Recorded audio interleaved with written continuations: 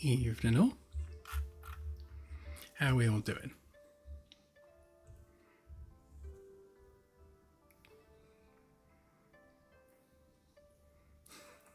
And yes, CSI, that's a scary race you've created there.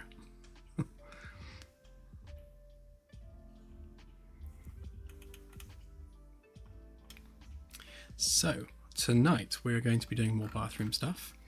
But as usual, I shall show you what I've been doing other than that over the past day or so. Someone pointed out that they were having a lot of lag when it comes to having travelled far and scanned many systems, to the tune of over 500 systems scanned. The breadcrumb trail on the GPS mode is working particularly poorly, so I set about fixing it. So if I just click that and we go to our test map, I'll show you what I did.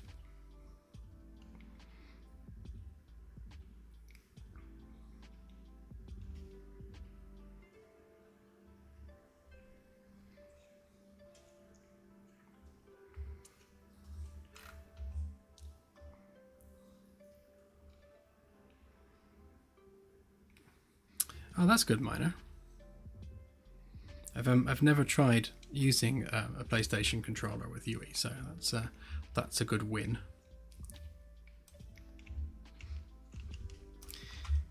Okay, so if we grab that, as you can see, as I move it around, it's making test ribbons for the breadcrumb trail.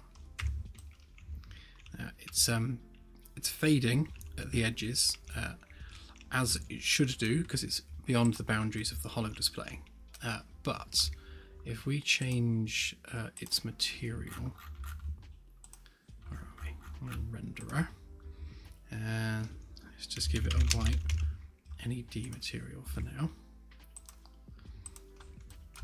There we go. So you can see that it's just creating a completely random breadcrumb trail.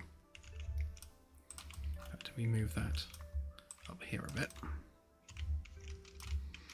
So what I'm doing is I'm testing the performance of how big a breadcrumb trail can get before it starts causing issues. So if we make it 1,000 points, you get something like this, and this is still running nicely, and you can see that I can still move it around nicely, and it's still rendering perfectly fine. It's not affecting the frame rate at all. So this is after you've obviously disengaged the FTL 1,000 times. That's the kind of thing you'll end up with, but we can go more than that. So let's go 100,000. So you can see there's a bit more of a frame rate impact on this, and it's like a lot a lot of breadcrumb trail.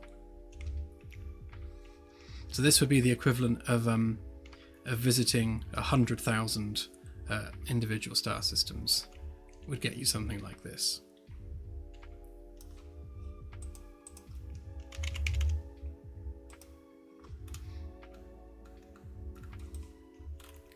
Lost the actor now. Where'd it go? There it is.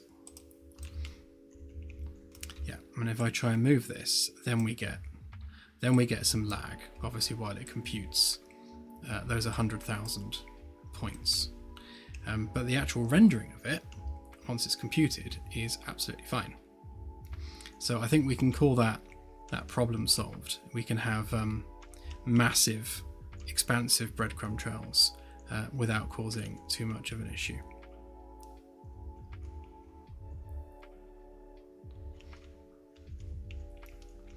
Yeah, so visually, yes, it will be culled, but it still has to go through the process of actually drawing the trail.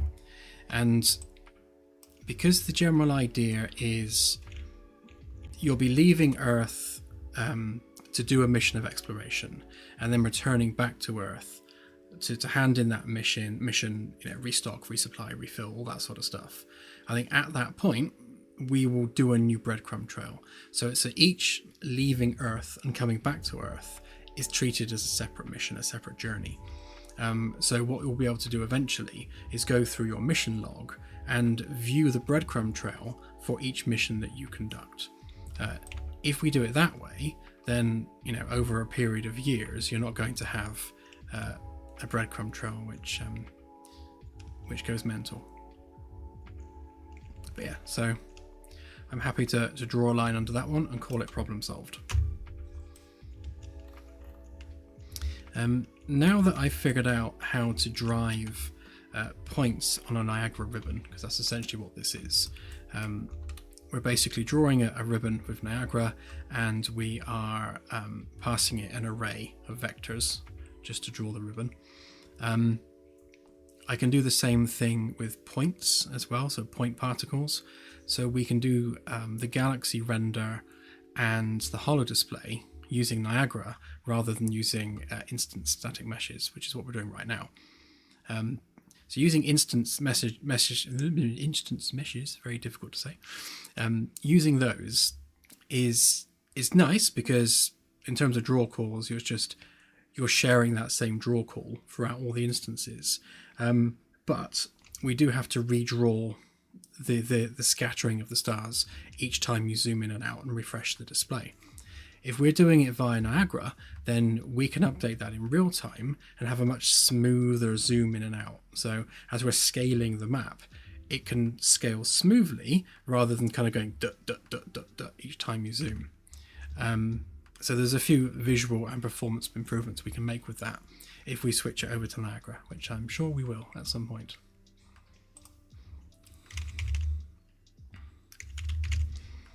Yeah, so that was good. Quite pleased with that. What else did I do? I think other than that, it was just fixing some bugs and getting a new build out, which everyone's been playing with. So tonight, we shall go ahead and start doing more of the bathroom. So we need the ceiling done. So I'm probably going to have 2 isolated light fixtures, and I'll do them probably as a ring light recessed into this cavity. So we'll make use of the cavity space we have in the ceiling to kind of recess that up a little bit, and then maybe do a rim around the outside with a recessed light in that as well to make that kind of look nice. And then something similar here around where we're going to make the mirrors, and we'll also build this sink unit properly with nice smooth edges and give it a nice design. Yeah, and we need to sort out the windmill doors as well, of course, at some point. I think what I'm going to try and do, I was chatting with Claire in the shower about this, as we tend to do, and right now you can pick up physics objects in the world just by mousing over and grabbing them. And I think we'll do a similar thing with the doors. So we'll add physics restraints so that they can only swing within the bounds of the room. But if we make them physics objects, then you'll be able to just grab hold of the door and pull it or push it. And then obviously have it lock as well. And if we put a slight spring tension on the door, then all you need to do is let go and it will close itself. And then we'll just have a lock and unlock button on the panel. And then we'll have that as just literally like a little touch screen. You press and it locks. But if we do it via a physics handle, then it means we don't have to have it highlight and then press F to open the radial menu or anything like that, which is kind of taking you out of the immersiveness of the environment. Because we want everything to be as physical as possible. We don't want to invoke a menu of any kind if we can possibly avoid it. So yeah, giving control over to the mouse as a physics handle is probably the best way around that.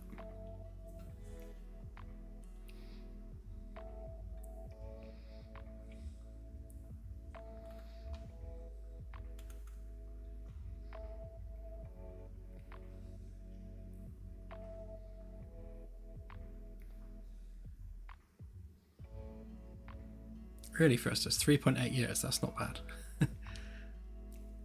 I'm sure some people will have games that last that long. I was watching a video from someone on Elite. They were out there exploring for literally a couple of years out in the black before bringing their exploration data back.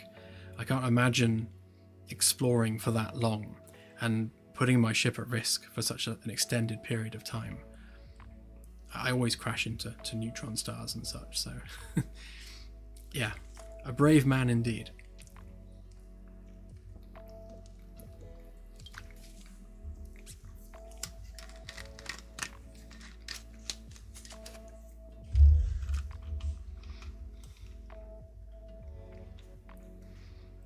Wow, really? 2 years? That's mad.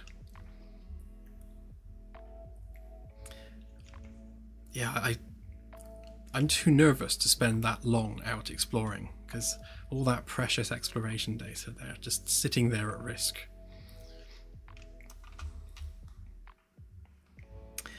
Right, so model stuff. What are we doing?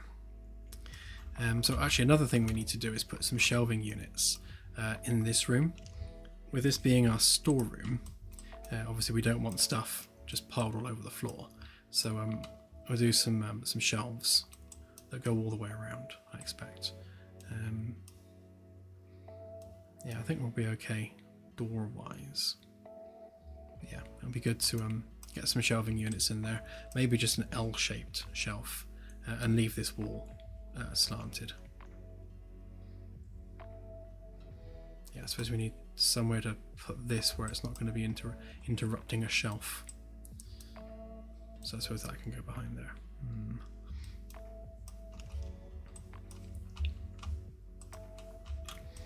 Might do that first actually, because that's going to be a nice, quick and easy job. Because all we need to do is grab that edge.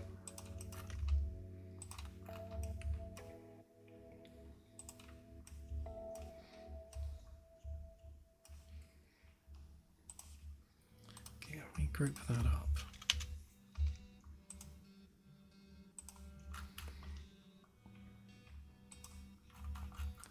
Let's see if we go from about there.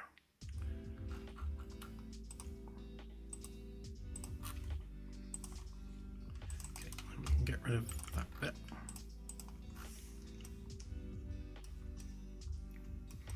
And then on this side,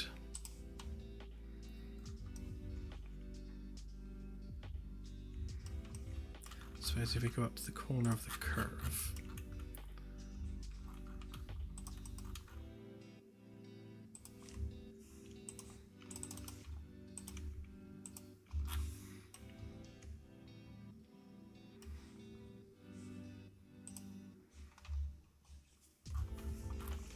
okay.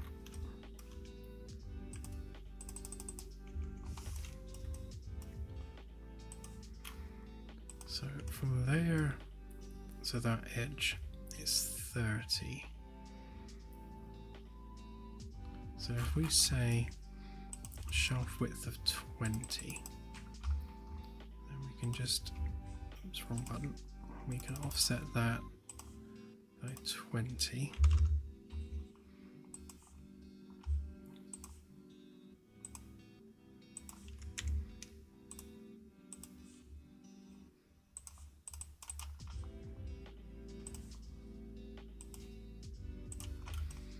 Give us something like that. Then we can just add another little curve there.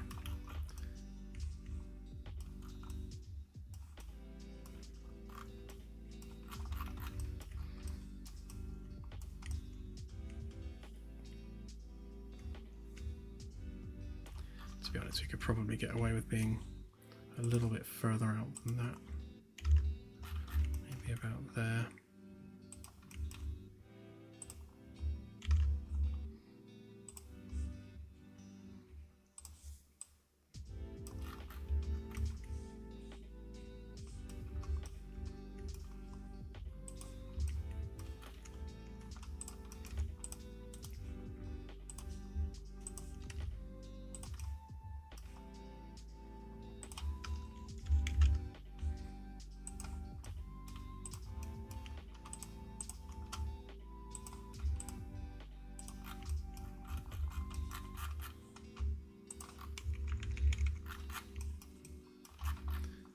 should have transferred over here.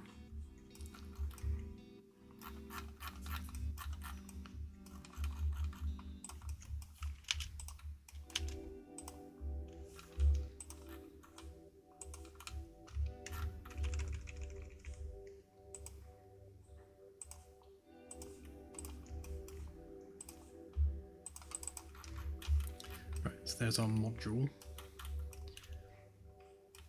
And we just need to smooth these off a bit.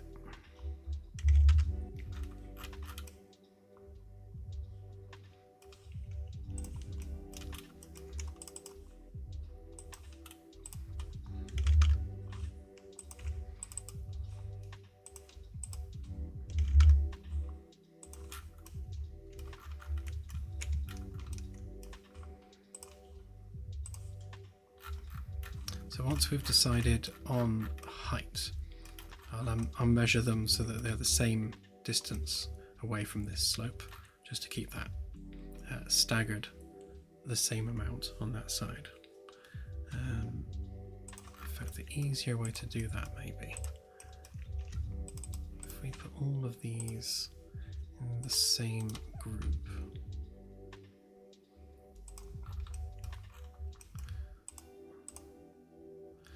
Can take a copy of this.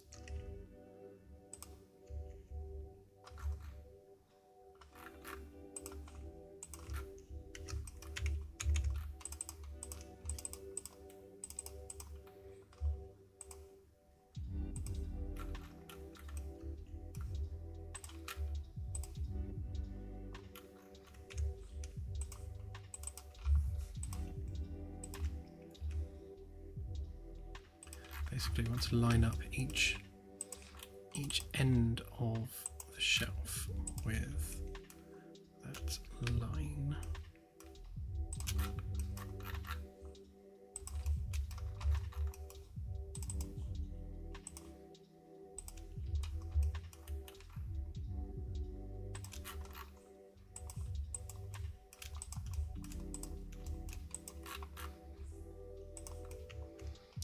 Then regardless of what height distance we put between them, we can just pull that in and out accordingly.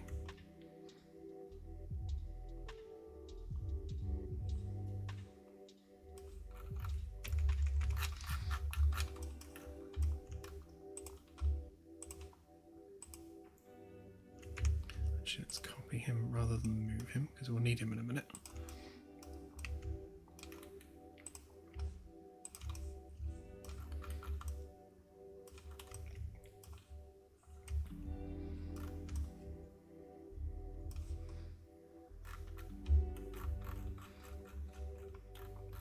I made a version of him, yeah, that one, where he's got his hand in the air, just so we can test out like reach height.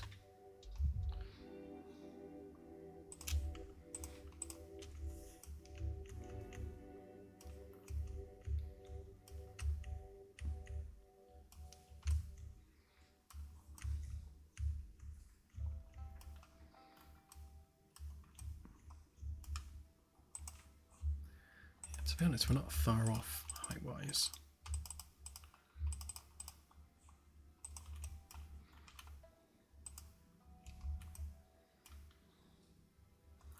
But the first one kind of knee height. Yeah, it's not a healthy look.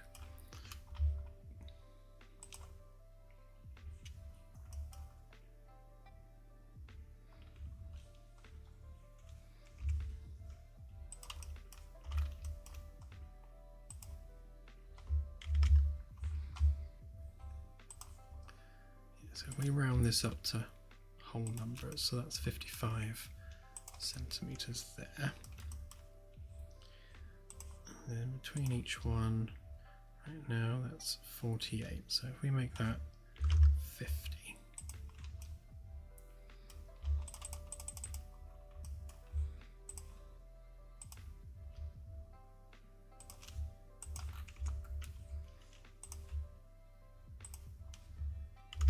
Same again, 50.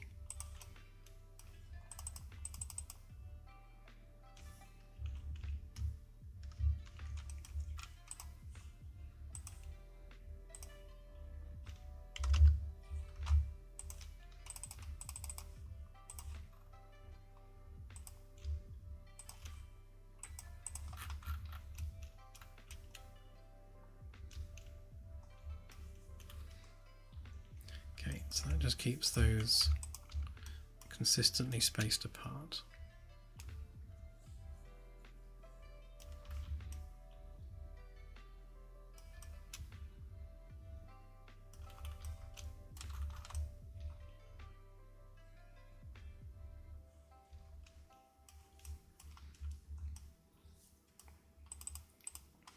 Yeah, so the things that we need to be stacking is paper and the like the soap dispenser refill things.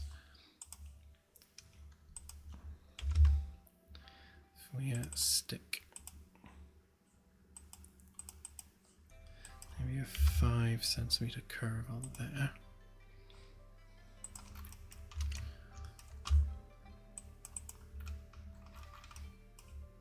And then we do the same in these corners.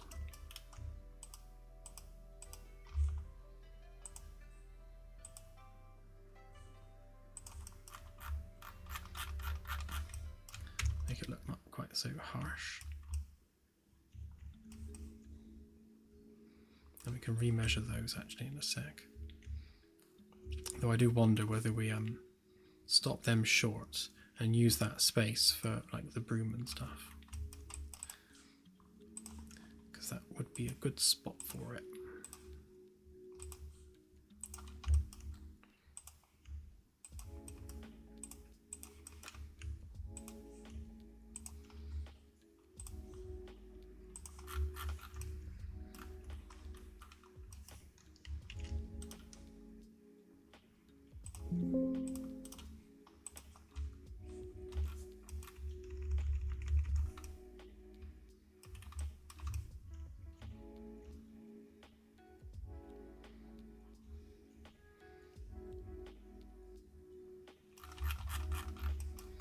Yep, that looks decently usable height-wise.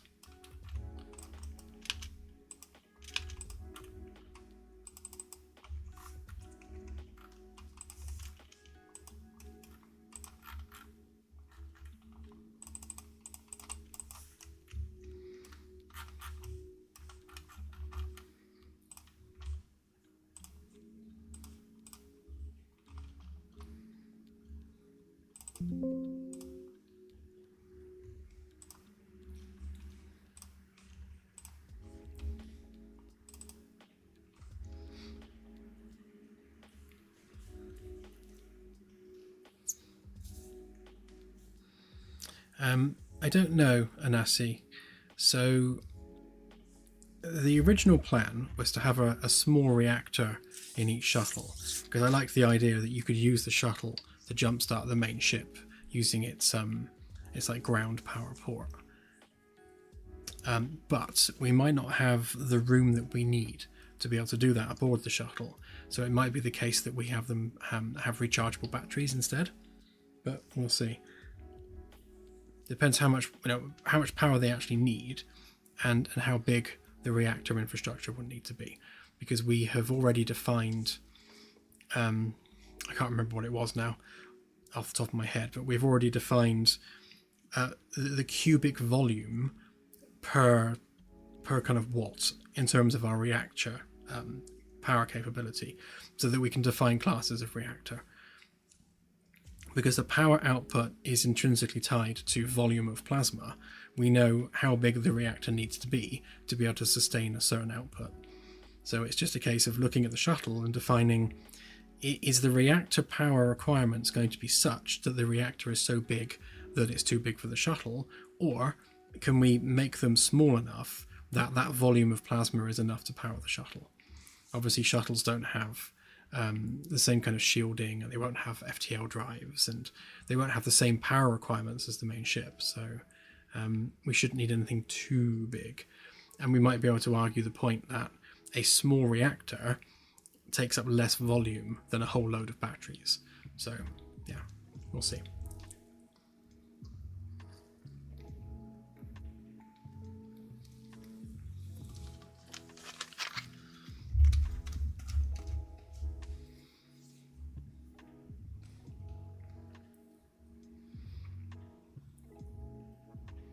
Yeah, that's another conversation we were having about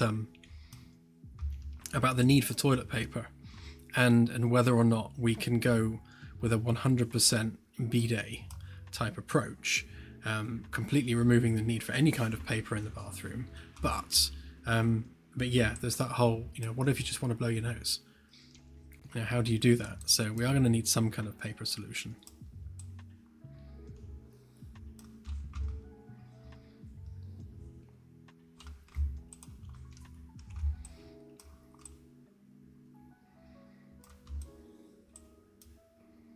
Yeah, these seem reasonable.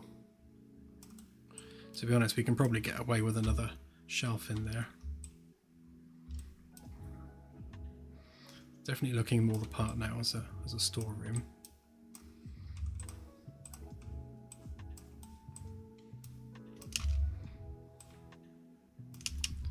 Yeah, so we can stick this stuff out of the way a little bit.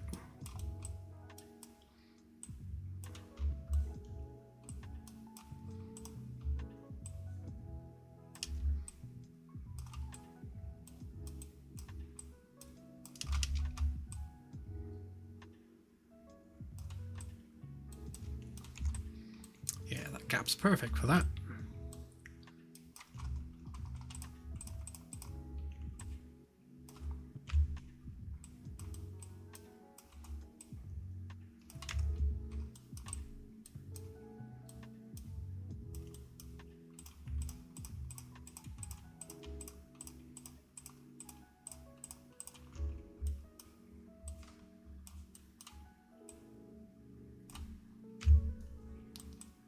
Oh.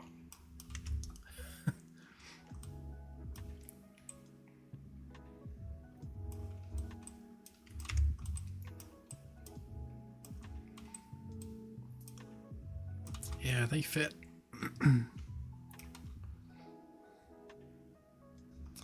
We're using DC current. It does, Kaji, yeah. It'll be something to do with the physics overlapping on them. I mean, well, the way it should work is that the props should be absolutely static until interacted with. So they shouldn't just suddenly burst into life.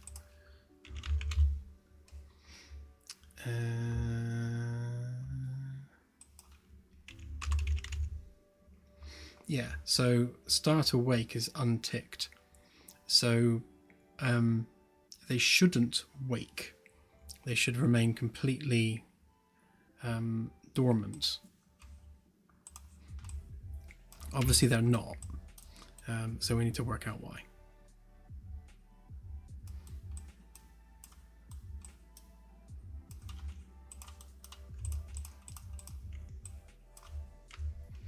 Yes, we're using DC current on the ship.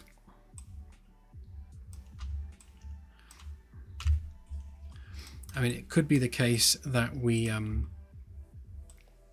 can convert that for certain purposes, but for the most part, it's all DC. Like the LEDs are all DC. Obviously, the reactors and the engines and everything are all DC. The only reason you'd need AC current would be for either going long distances, which we're not doing, or for a particular device.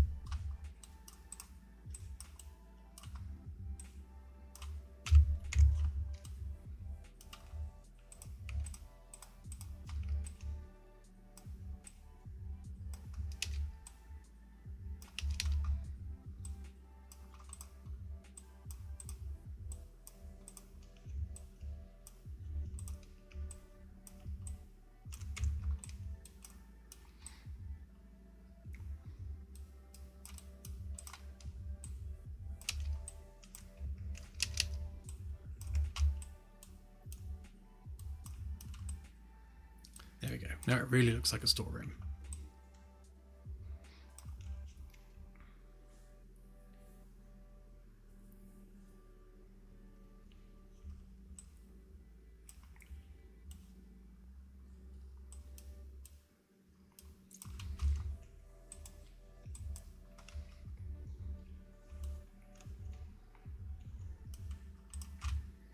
move that over a bit just so we can see it a bit better.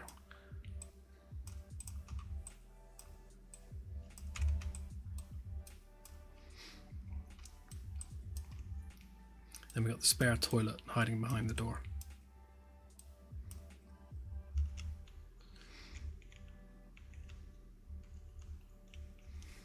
Obviously, the final detail pass on all of this will be to chamfer the edges and add some actual brackets in there, and generally add the detailing. Like cut this into individual panels, add the bolt holes. There's still a fair bit of detail pass we need to do, but in terms of just general structure of it, I think I'm happy with that. And I suppose we will add another shelf on there. I think there's enough room for it. But yeah, that works.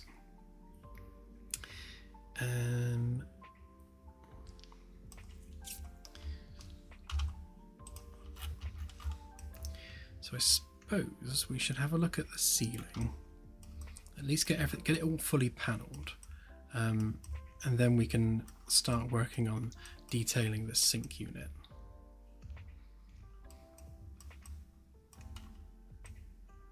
So we know the dimensions of each panel because we have now defined that with the walls and everything. So we know that it's definitely going to be that wide. It's going to be that square.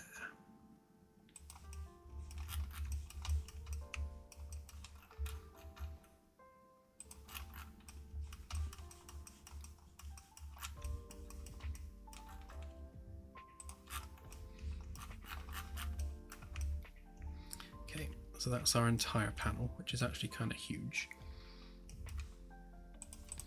Right, so if we group and component that up, then we can pop another one next to it.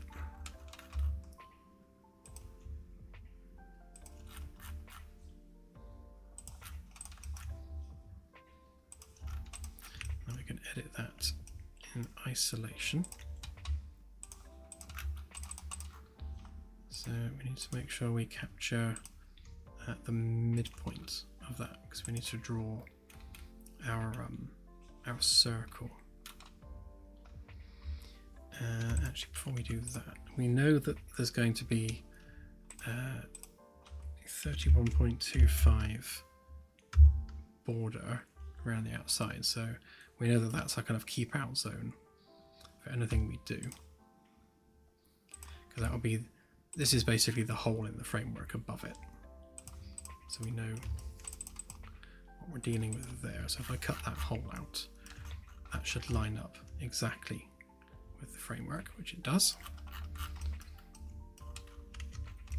So we know we don't want to go any further than that. And then what I'd like to do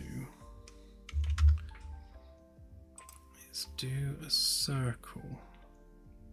Let's call it 85 centimeters.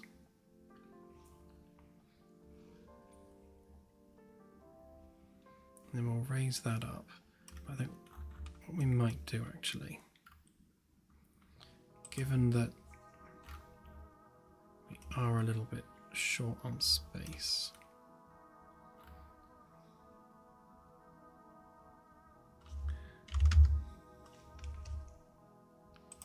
the maximum we can go is 98. So if we go 95, and then we use that as our lip, then you want to bring that up, say to there.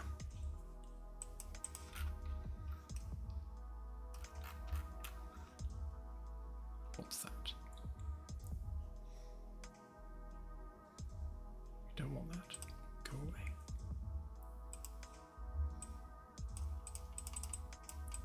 How do we make it go away? Like that. There we go, it's gone. Yeah, I read the other day actually they've added AI modeling to SketchUp, and I've yet to try it, but I don't imagine it can do us any favors.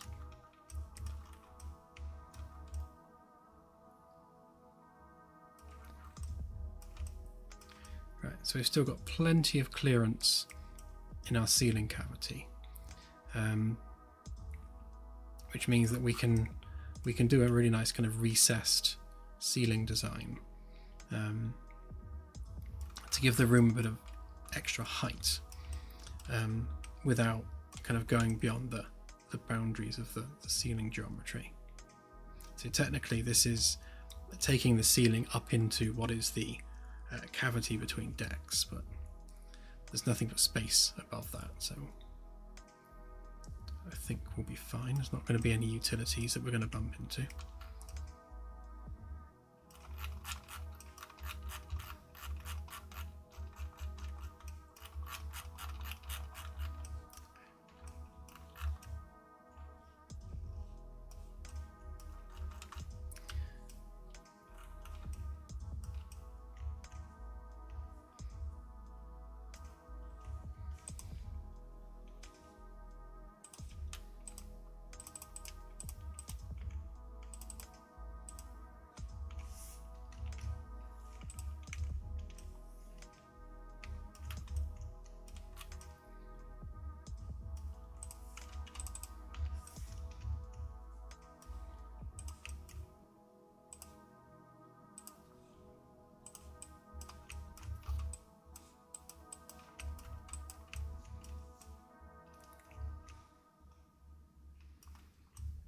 Okay, so what I'm going to do is put a lip around there, and then we'll countersink a light inside that as well. So if we come out maybe 5.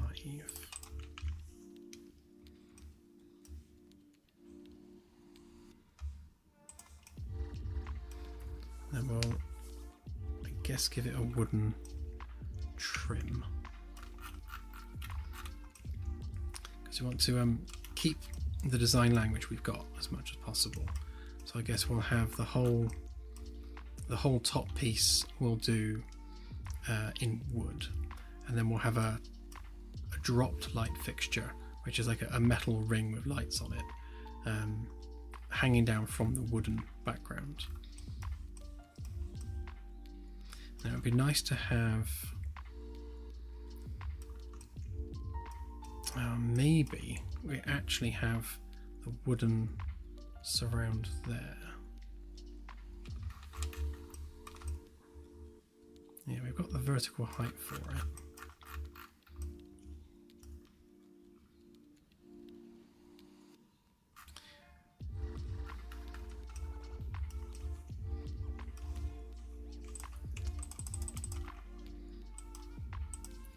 Okay, so to maximize the space, let's actually go all the way up to this edge, because this is going to be the rubber backing anyway, so it doesn't matter if it's touching, because we're surrounding every panel with a little rubber sheet to stop it vibrating, because, you know, building it like it's real and all. So that can go back to there, which means that needs to come up to there, and that's absolutely the maximum we can go width-wise. I mean, I suppose we could always trim that back a bit, but let's go with that. I think that's going to be enough, because we're going to cut the white panel back a bit anyway. Okay, so if we mark that as our middle, get rid of that.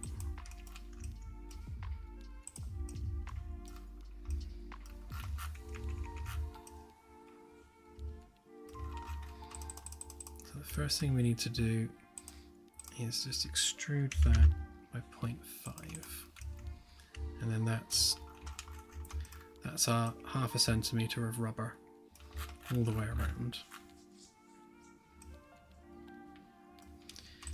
Okay, and then we'll group that up, and then we'll take the inside edge of that,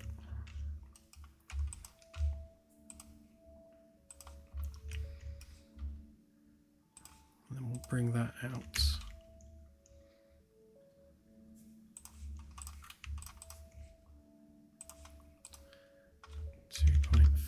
save.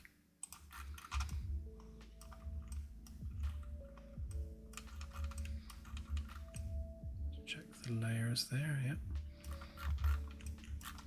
Okay, so that's the wooden background.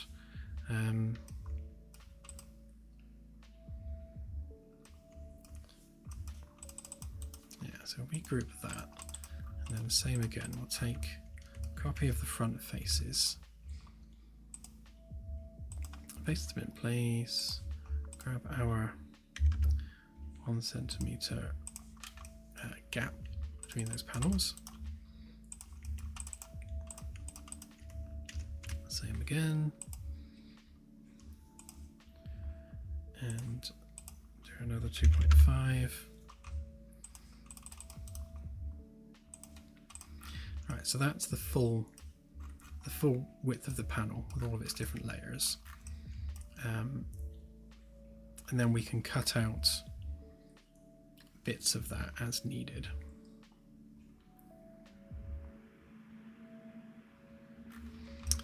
So the first piece, and in fact, let me just make sure that this is the right height. Oh yeah, I forgot there's an overhang there, so that just needs to step back a little bit. But we're the same height there, and we always use Z fighting to confirm accuracy.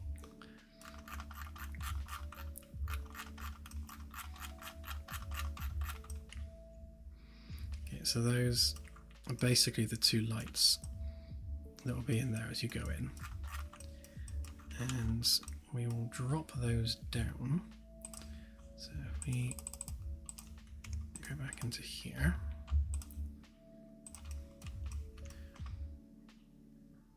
so we want this to be fairly big. So if we say 80 to there, how big do we want it?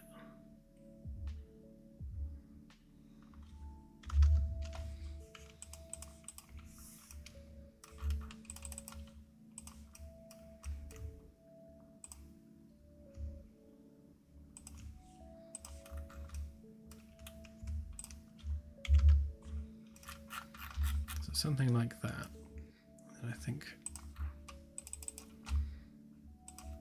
maybe drop that down a bit as well. So we've got kind of a lot of 3D going on in the ceiling.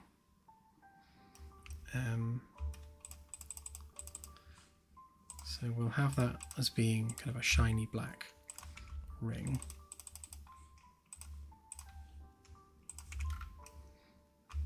And we'll have a circular light strip in there, and then this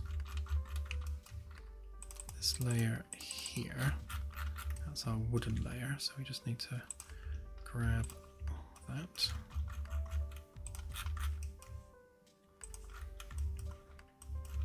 and while we're at it, we need to grab that edge.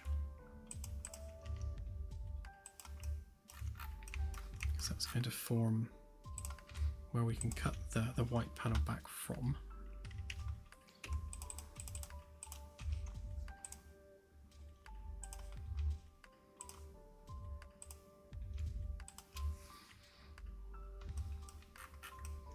Okay, so that marks the edge of the wooden panel underneath.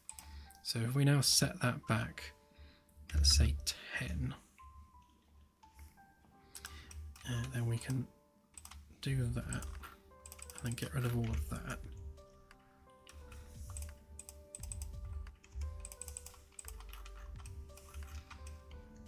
Then we've got the rubber backing underneath there, so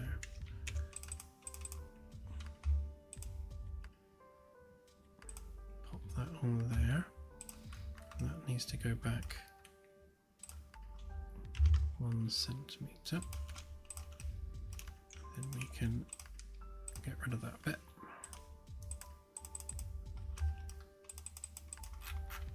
So get rid of that. Get rid of that.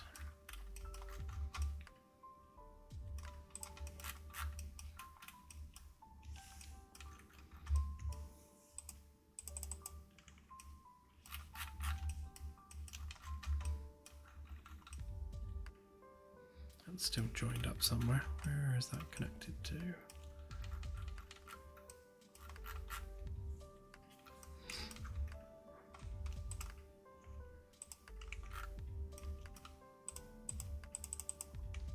That's better.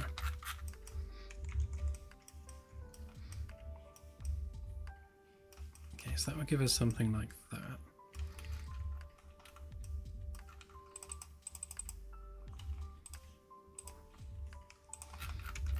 Rubber backing there, same there.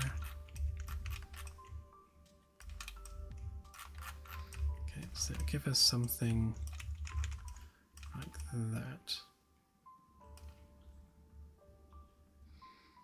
See, my initial thoughts is that it's a lot of wood, maybe too much wood. Maybe we need something else in the middle.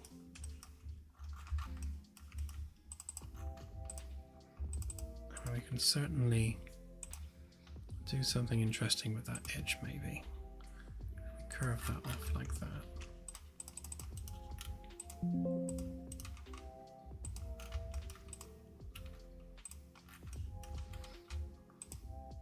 Maybe the same there. Maybe to a lesser extent.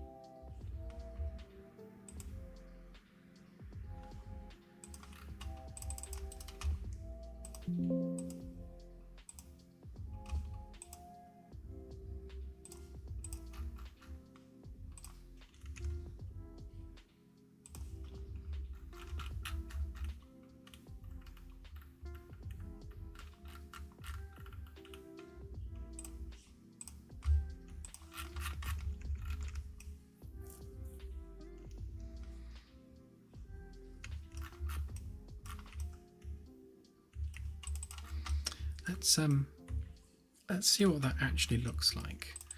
Let's just make sure that we set those edges back where they should be.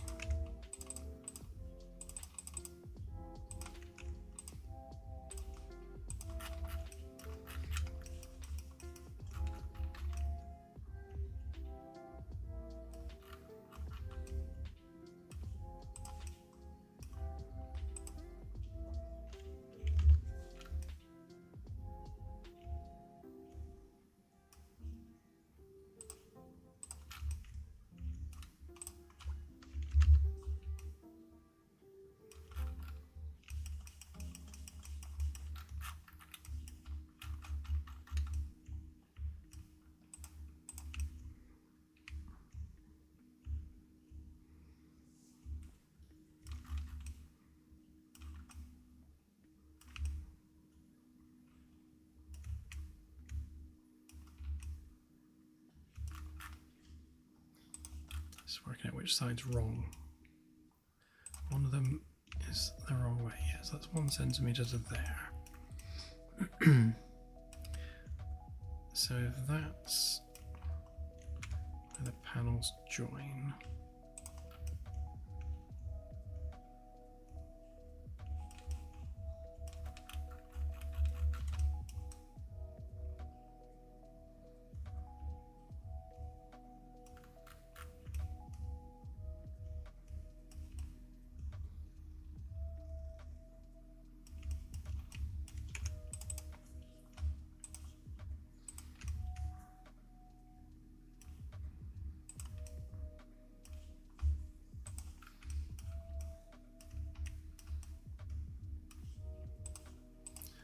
So that needs to go 1.5 that way.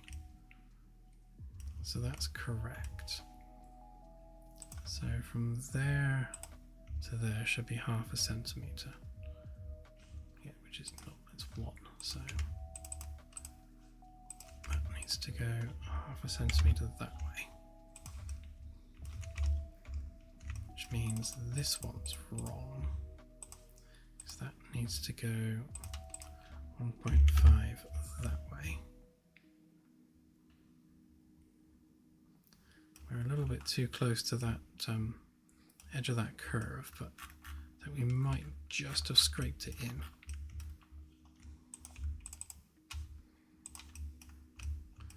And then that goes 0.5 that way. So there should be 1 centimetre between them. It's better. And then the gap each side. Yeah, that's better. That's how they should be.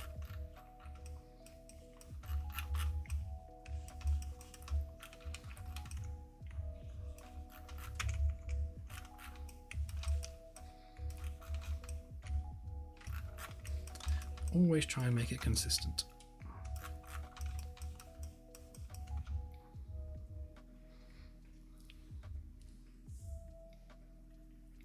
Oh, thanks, MaxQ. Yes, I shall make sure. In fact, Claire's run out of coffee. I had to go with backup coffee today, so yeah, definitely sorely needed.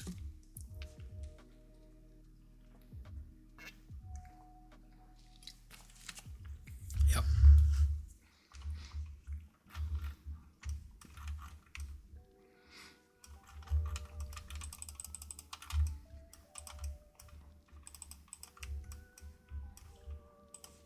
Just sort out this side as well, so that should go 1.5 that way, and then 1.5 that way. Fortunately it's square, so that makes everything a bit easier. And 1.5 that way. So what we're doing is we're creating the lip that goes around each panel, and we need to offset that by at least 1.5 centimeters, because when we apply the chamfering to the edges, we need to make sure that this is far enough back that it's not overlapping it.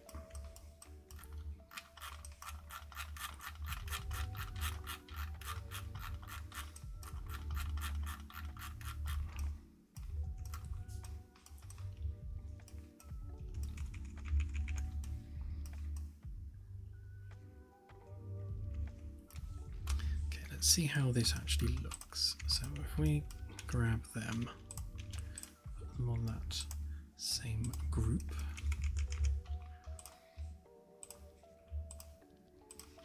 Obviously, when we stop doing this as a test mesh and actually implement it properly, all of these individual pieces will need separating out again, and we'll need to build a snapping grid for them to all snap onto. And then each piece can be its own individual actor, which means you could damage this light fitting independently of the rest of the room.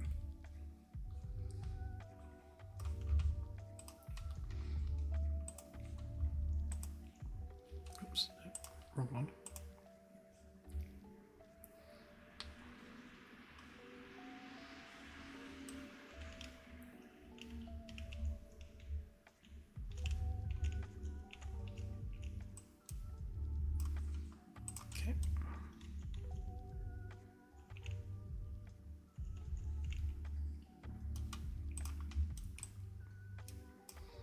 So the light will move down to about there. Obviously these will be proper light fittings. And then for both of these, the actual width of the mesh will be equal to the width of the ring. So 150, 200.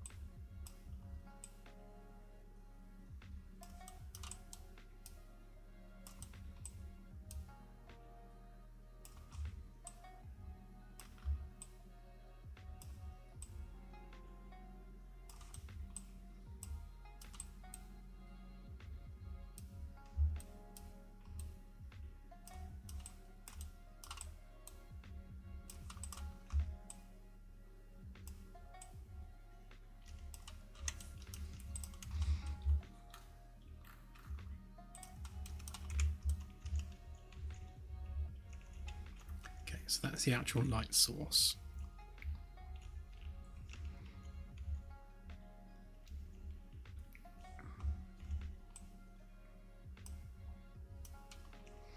Right, let's give these an actual light so we can see what we're looking at.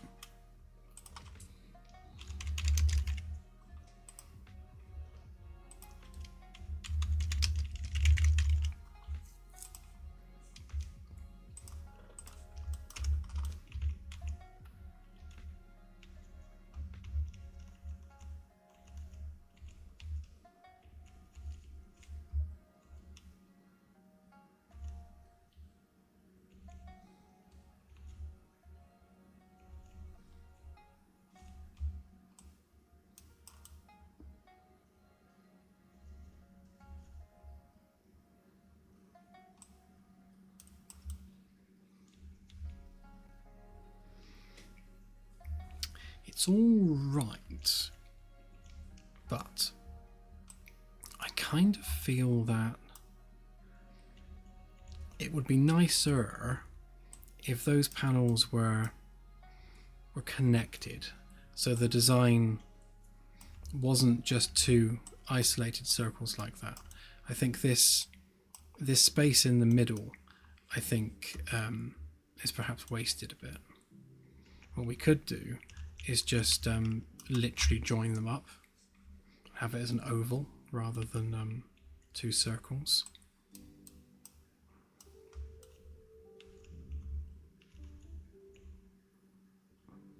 Yeah. Yeah, they do look a bit like transport rings, don't they? Obviously we'll put little brackets on them, holding them up. I mean, I like having them physically lower, and I like having the recess above them.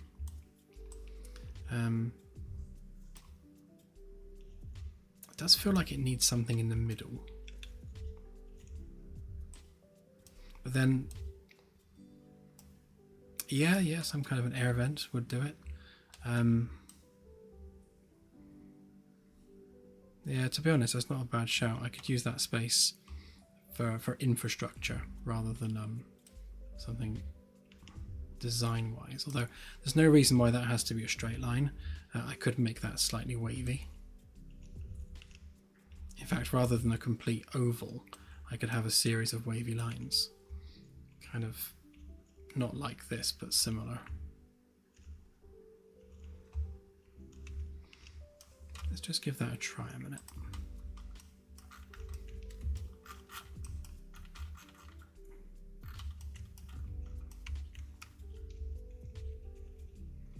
So we just want to undo the chamfering that we did.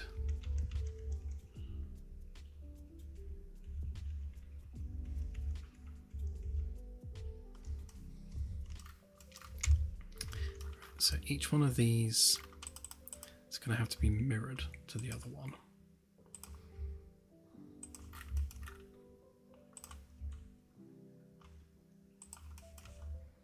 So I'll get rid of that bit.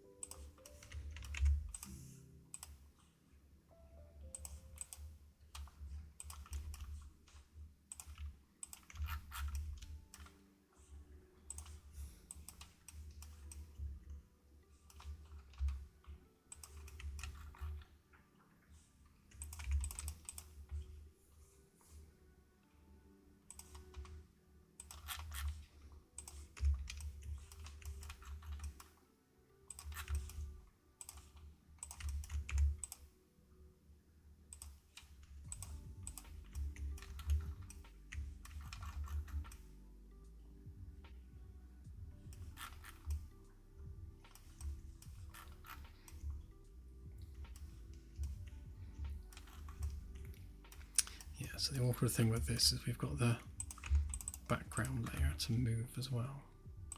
So if we do that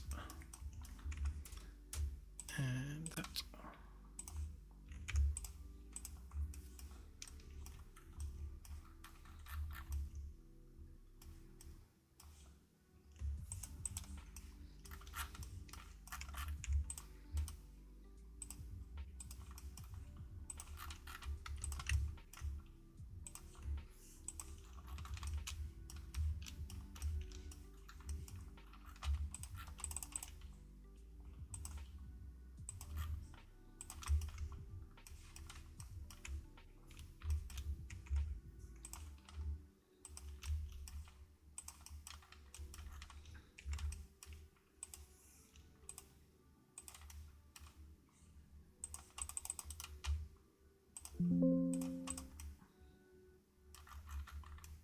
Yeah, there we go.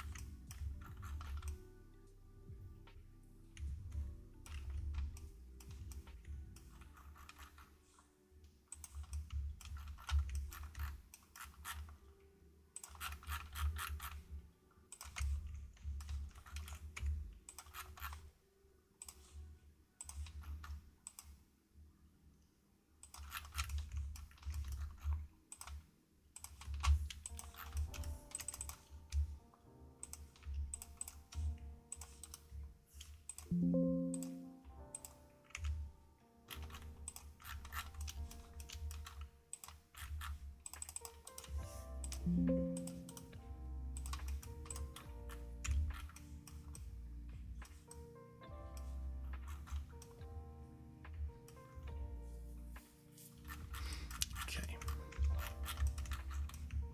And obviously this side needs mirroring.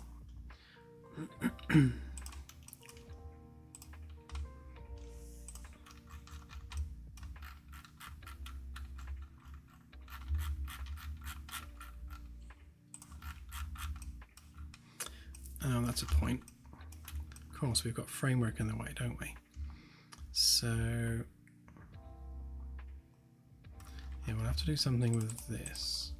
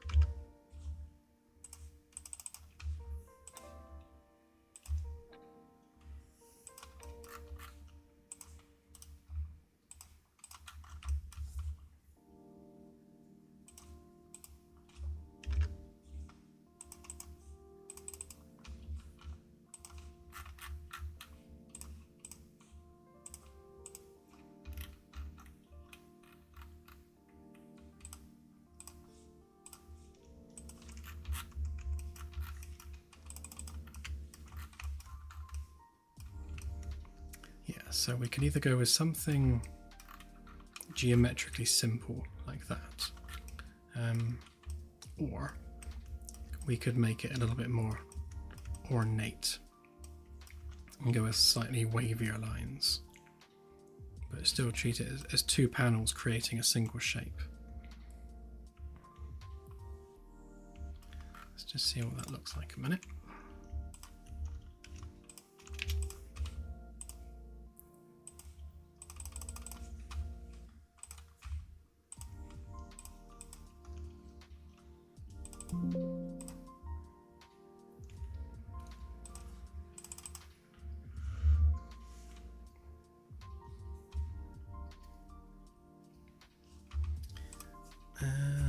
What did you post?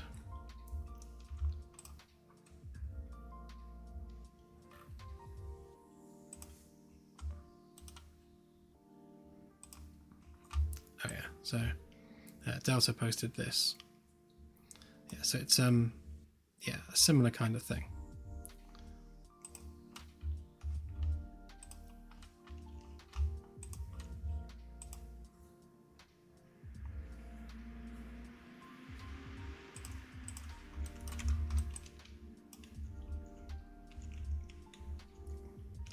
Yeah, I much prefer that over the two circles, for sure.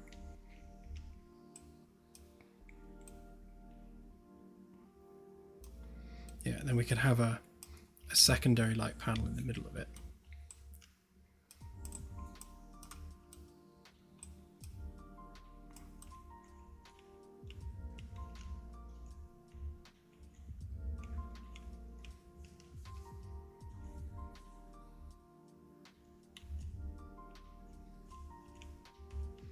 Obviously you can still see the two circular light sources, so we'll have to for the specular make sure that that's properly captured on there.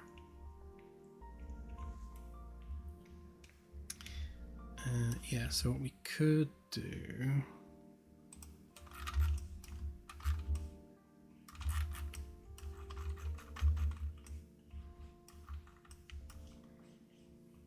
if we were to do another light,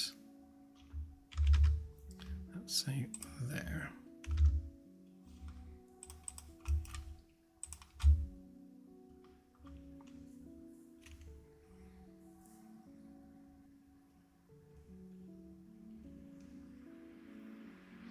Come on, autosave. There we go.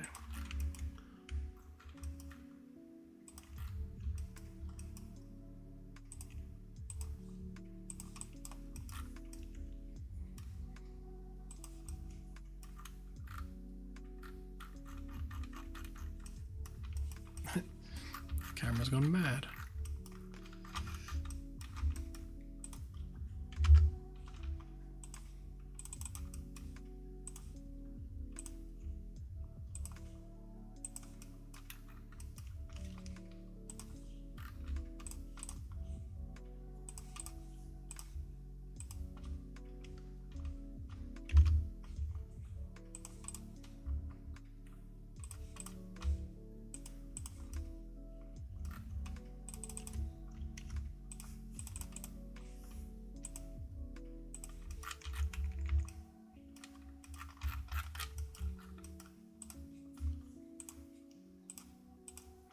So this might be a bit overkill.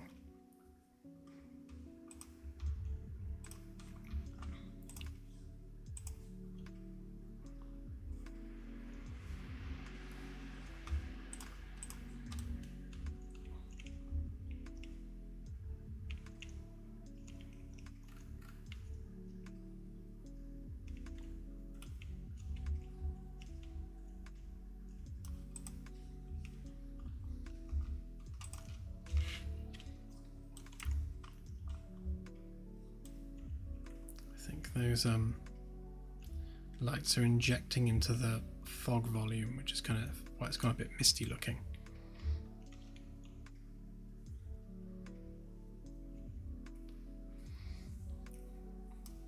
Yeah, I could always do either a double ring or make that smaller.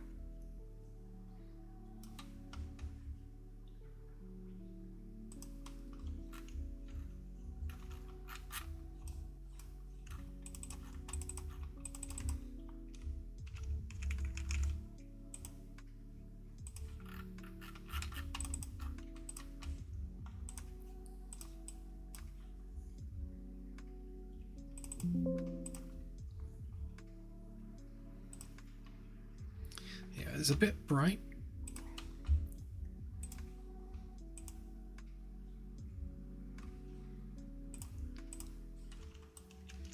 I agree that it needs something in the middle. I think if we make this ring smaller, that would help. And then have something... Yes, I can make it thicker, for sure. Thicker and not quite as wide from the centre. I think we definitely need a unified ceiling, for sure.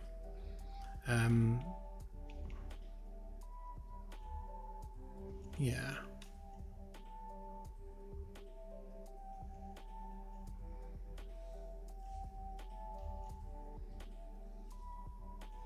And we can maybe use the embedded areas to stick in a vent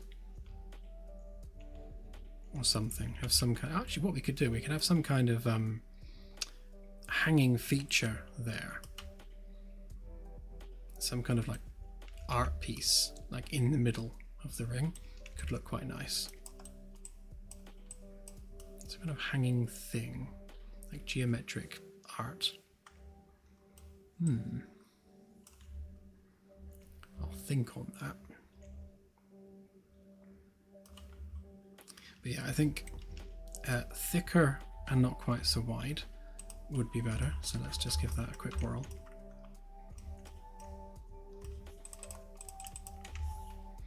So if we were to say, so the last one was 85, I think. So 80 would be there.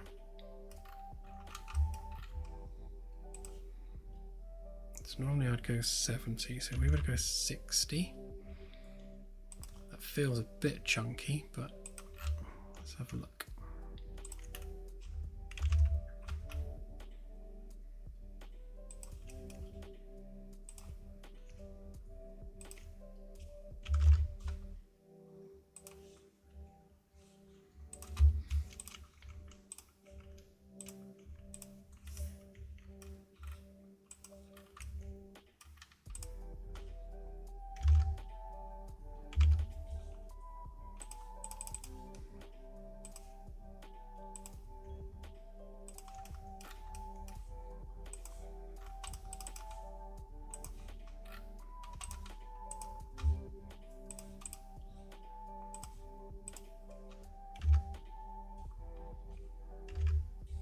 Always make the outer surround a little bit thicker.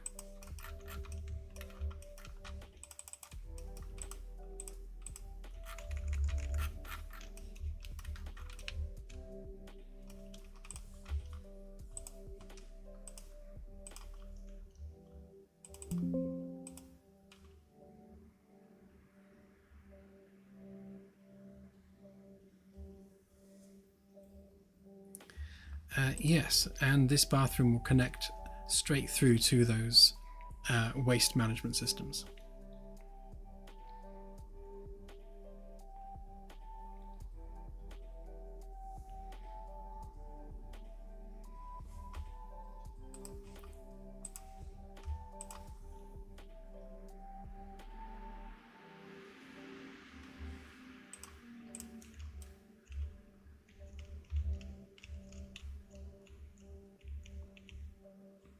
Yeah, actually I think chunkier is better, isn't it?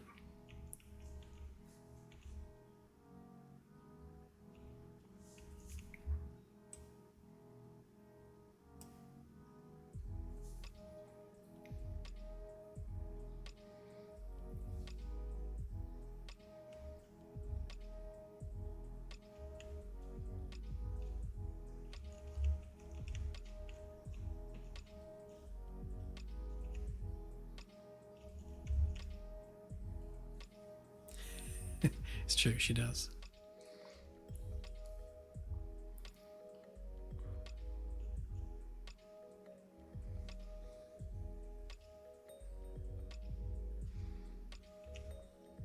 It's a good question, Oninoni. I know that the HVAC in particular isn't going to isn't going to supply hot air from source. So each room will have its own heated filament on the vent. So you can have per room temperature control. So I think probably something similar, yeah, for the taps, so that they heat at source. So the water goes through some kind of heating filament before it comes out, rather than having hot water specifically piped around the ship, because then you've got to heat it in a common place. It's probably easier on infrastructure if all of the feed water is cold and you heat it up as needed.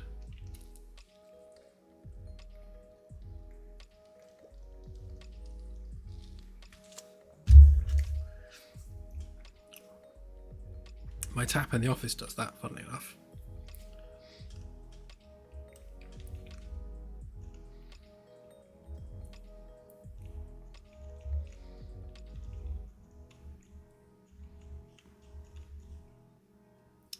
Yeah, I think I'm happy with that.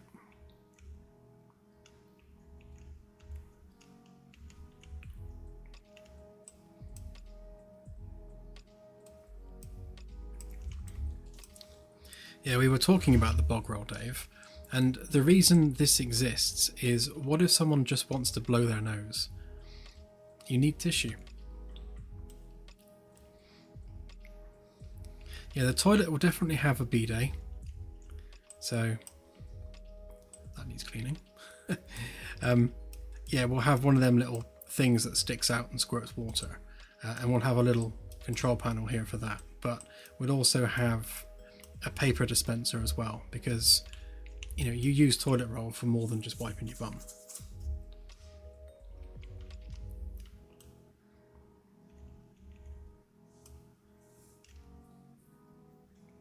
I agree, Ranzer. Yeah, I think it's much nicer looking.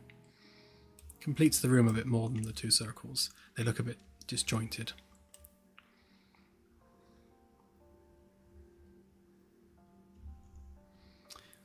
Yep, don't worry, Anassi. Shuttles are next, but we need to get the bathroom finished first. So we need mirrors on the wall, and we need to sort out this wall.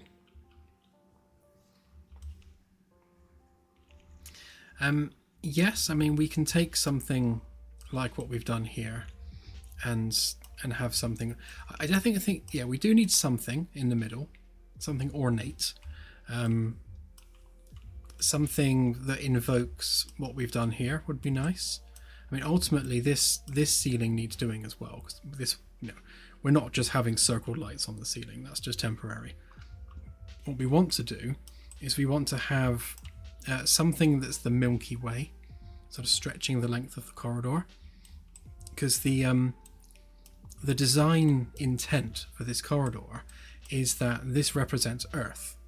So you've got Earth's continents all the way along the walls. See, there's North America there. There's England, that lump there. Can't see this one very well, but you got like Spain there, France, England, Russia, and you should have like the top end of Asia there. Australia, New Zealand's this little lump down here.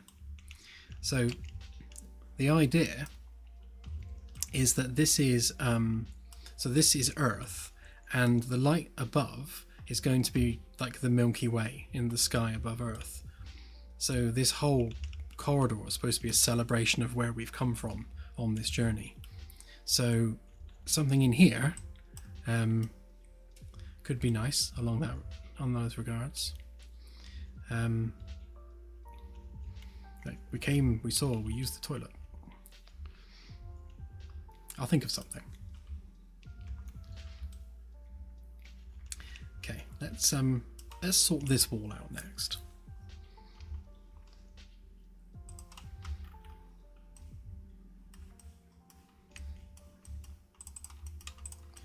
So if we just make sure that these are components, yes, yes, and yes, and no, so we'll component that one up.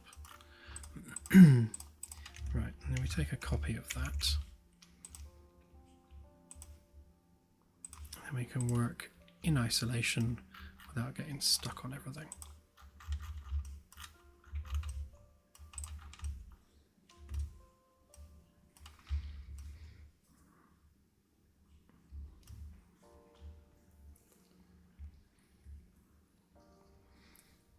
potentially.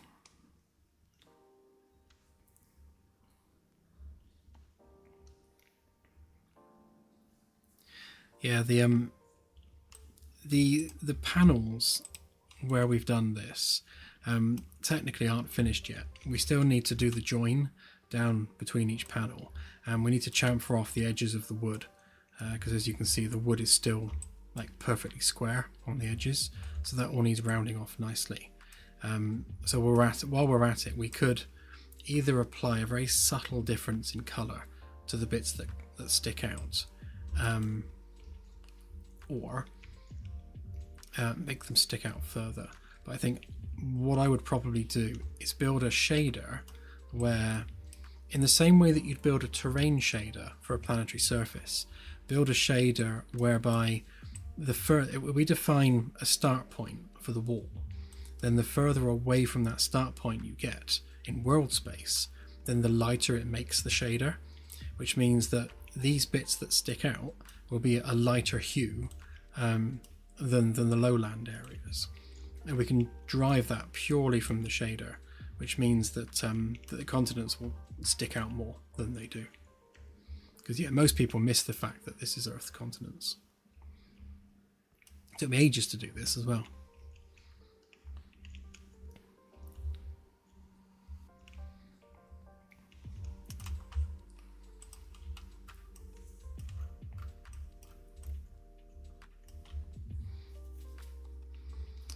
So something I agreed with Claire was that this was too low.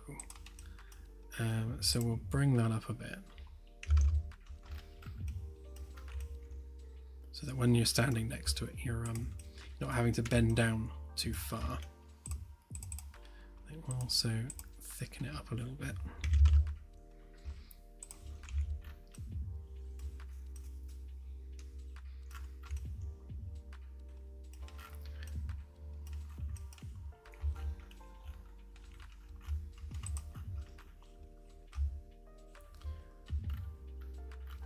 This is a job for Chris, I reckon.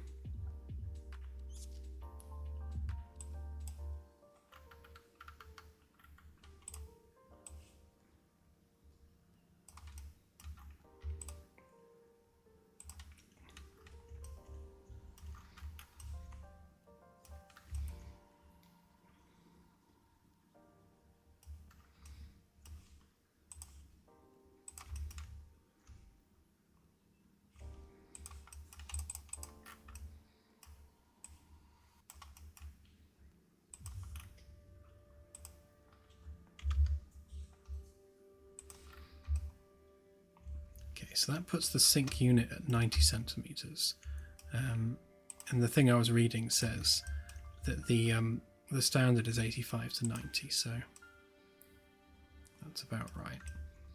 It looks shorter than it is from the perspective of the first person camera,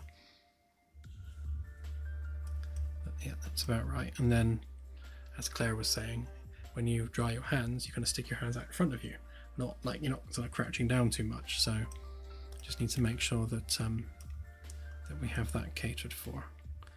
I mean, to be honest, we could always like angle that slightly as well.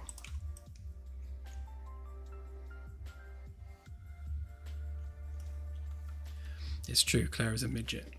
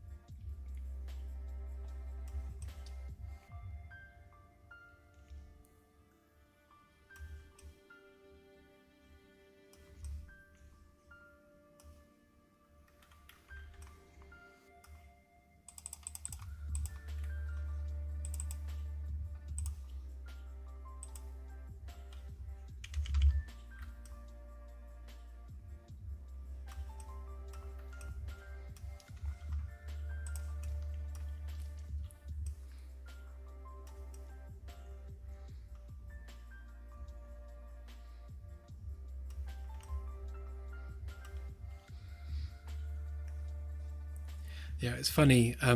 watching Claire use my desk when it was on its standing mode. She was like this. It's quite funny. Just about reached the mouse.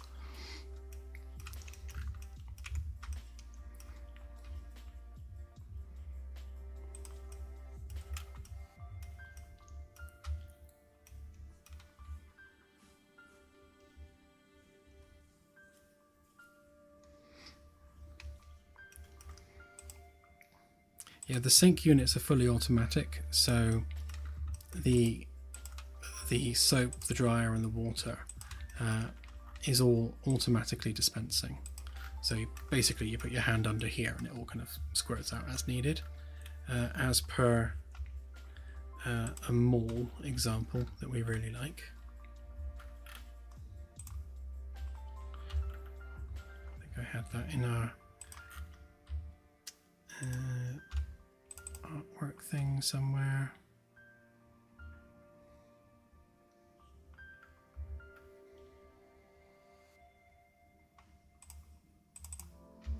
There.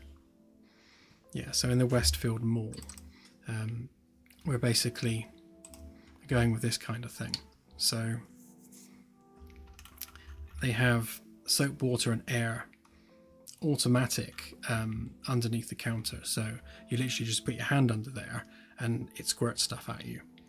So it handles like everything you need to do to wash your hands, and you don't physically touch anything, and it's all lit up and it's all kind of nice and sci-fi looking. So this is basically what I'm using for inspiration for this design.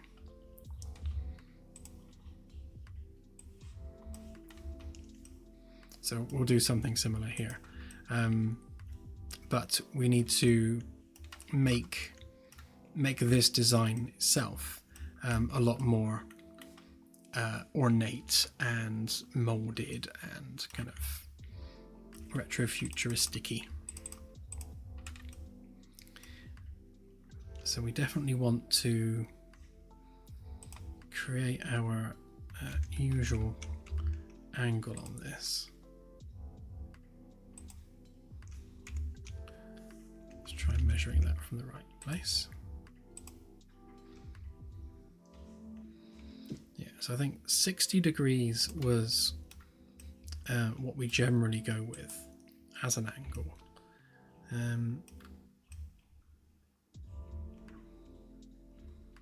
So we'll see whereabouts we're going to put that. Same on this side.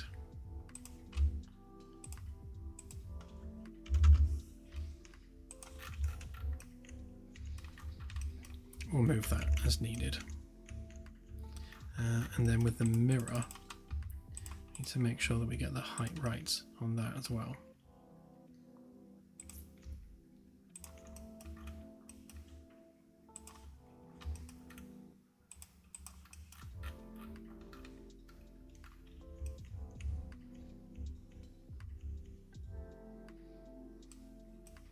I think what we might have to do is embed the mirror onto the actual wood as opposed to the white bit, because of the height of the sink.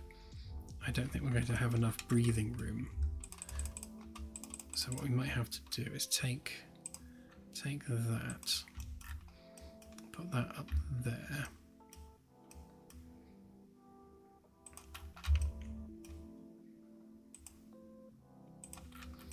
Like that maybe.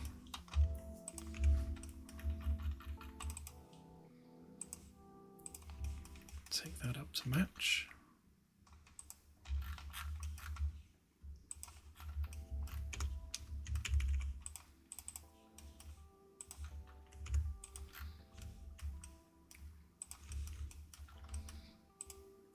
Yeah, and have the mirror there like that.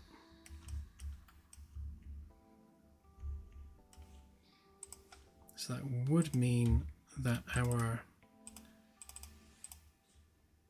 line here would be more like that,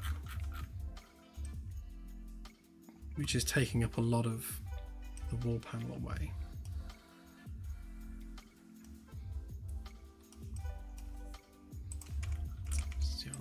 this side.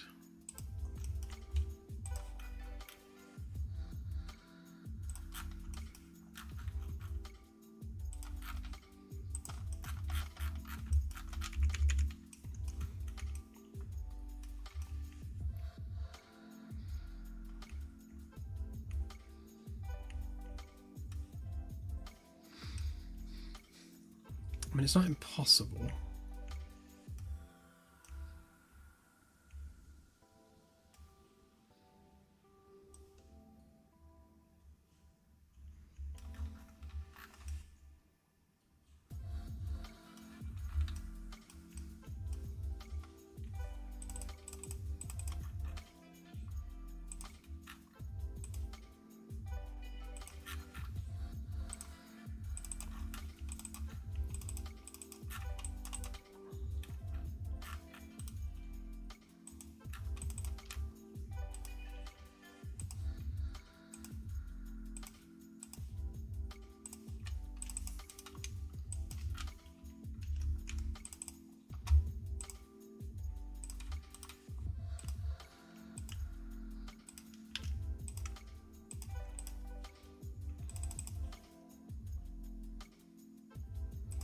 Time to apologise to Chris again.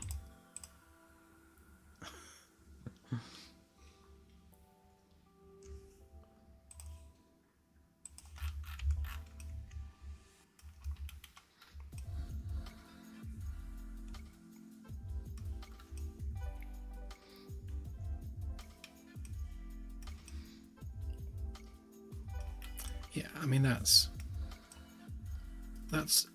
perfectly usable without too much having to bend forwards or bend over. I think I can maybe stand to bring it down a little bit.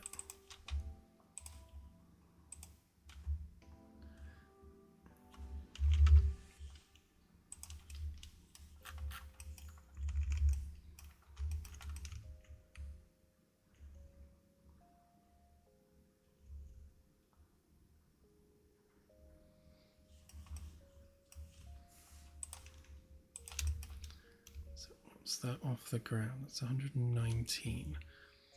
All right, we round that up to 120. Keep it a nice whole number.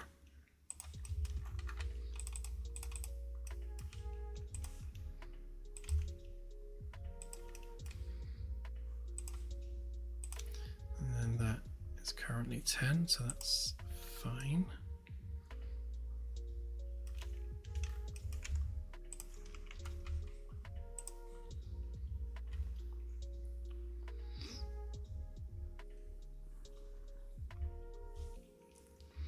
Yeah, SketchUp has changed an awful lot. Although, to be fair, I've filled it with plugins, so a lot of what it can do for me is all plugin related.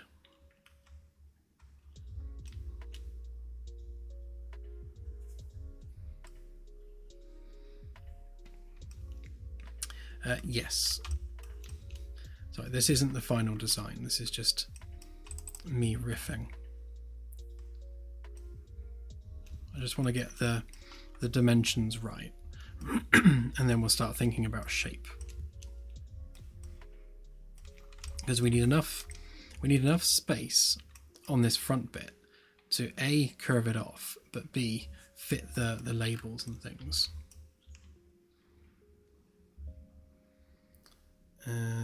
So if we were to do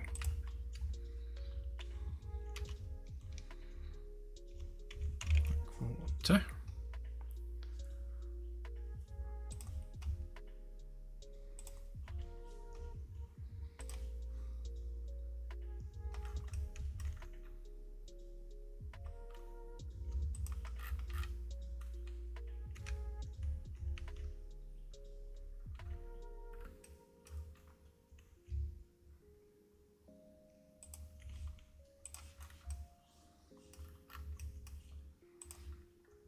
because we need to fit the writing. I'll do the writing in Unreal, but just for testing purposes, we need water, soap, and air. actually, let's do that all at once. So water, soap, air.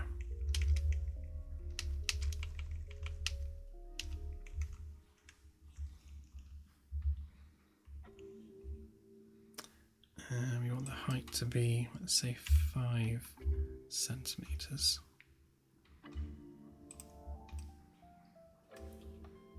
Yeah, that's a bit big.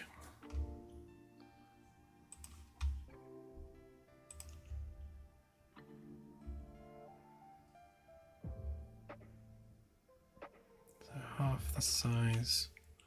So that should be an inch tall.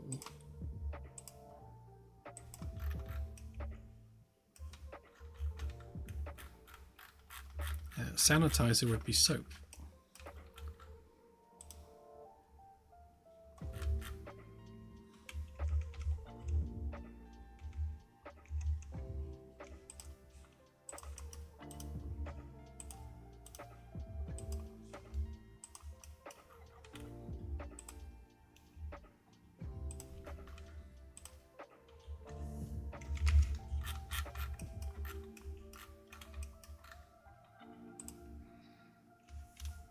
So we want the writing with a symbol, and obviously we need that like that.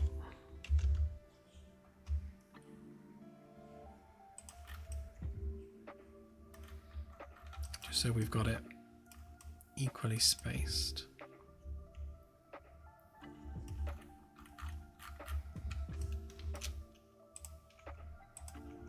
Again, this is not final, this is just us riffing.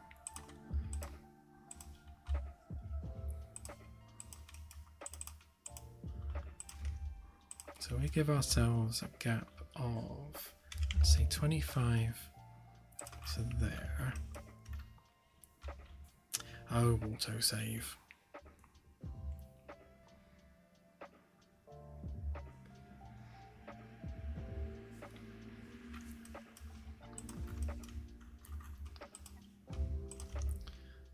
Give ourselves the same gap at that end. Right, let's save this a minute.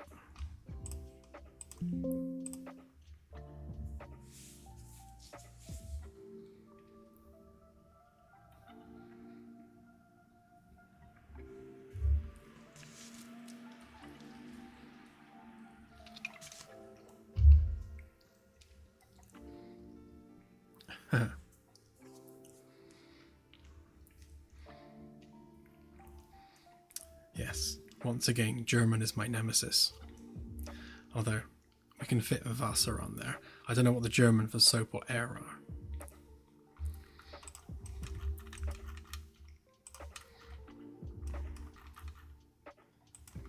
Liner, over to you.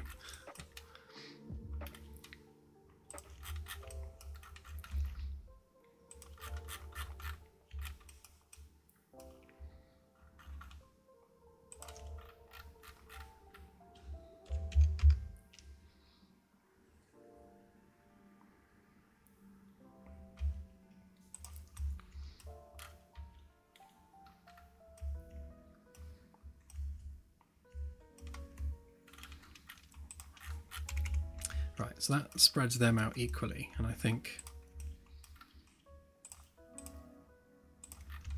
I mean, we've only got 3 bathroom cubicles, but if we put four spots on there, I'd say that was, I don't know why he decided to go over there.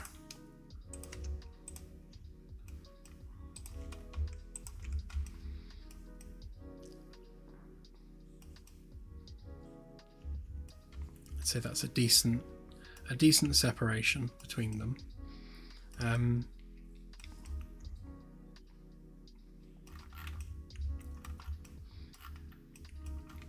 Now we could, if we wanted to make the design perhaps a little bit easier to fit, we could go with a 3-sink design, because there's only 3 cubicles.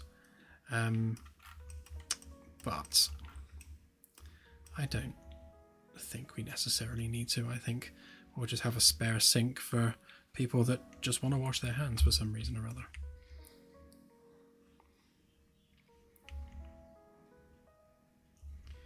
Okay, and then I think height-wise on the mirror, we can afford to come down a bit on that. So if that was the top of the head, let's say top of the head plus 10.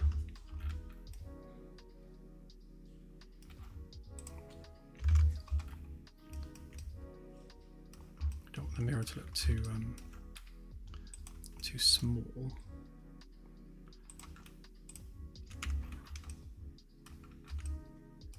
So if we say 10 above the sink unit,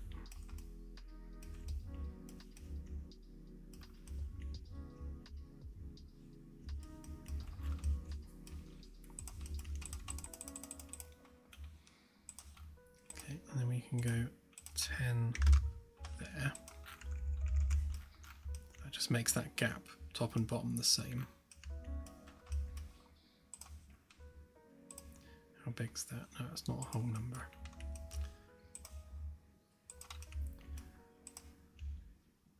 So that's 66. Let's make that 65.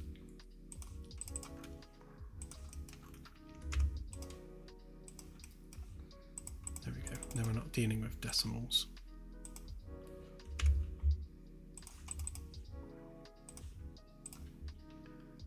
Same again, down to there, up 10.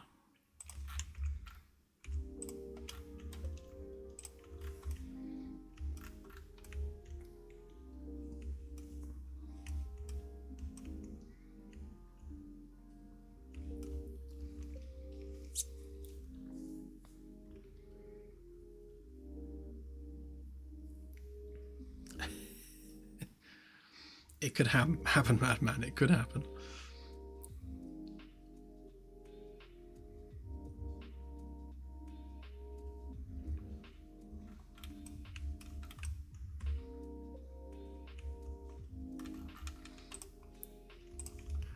Okay, so if we do the same 10 centimeter gap on both sides as well.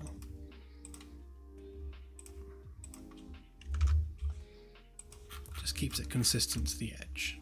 So we have a nice same size border around it. I was going to make it 2 separate mirrors, but I don't think we'll need to. But something we did want to do is obviously put a light around it.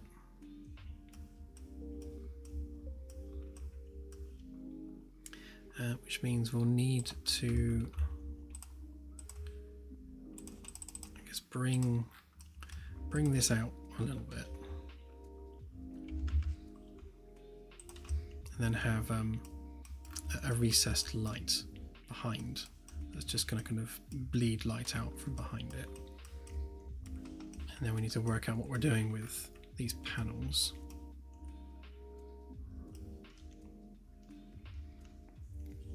Yes, definitely it needs recessed lighting. And yes, it will be fully reflective. So if we choose a random color for that, let's say that one. Let's give that a quick try in Engine.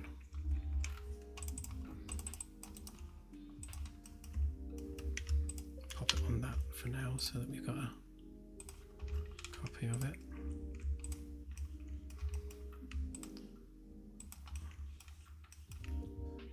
Actually, if we group these up a minute and then explode, then we'll give these a different color too. Then we can light them up in Engine. I suppose also on that note, we'll give this a different color so that we can give that a different material. Not quite sure what yet. But it needs to have some kind of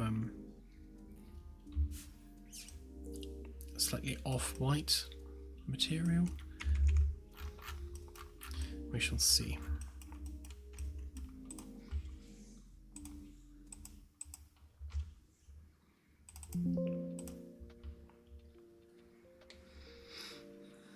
yes, I definitely want it to be a smart mirror, for sure. I have a real soft spot for smart mirrors, so yeah, definitely.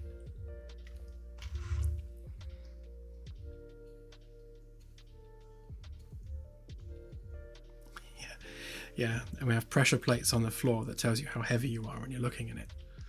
It's like, do you really want that cake? Do you think you need that cake?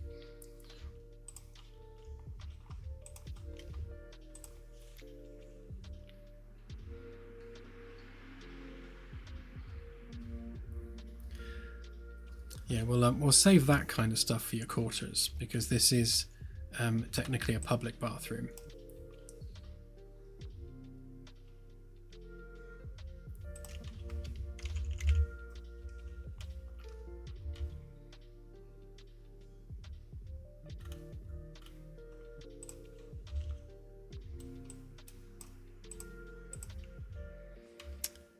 So if we go with white plastic.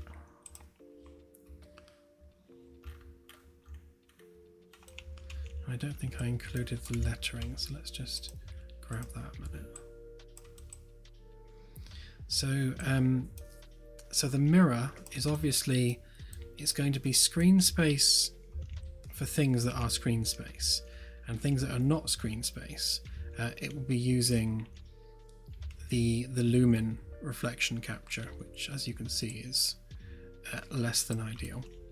But we can give it like a proper planar reflection, but I need to work out just how much of an impact that's going to have on performance, because the whole project suffers as a result once you turn on the clip plane.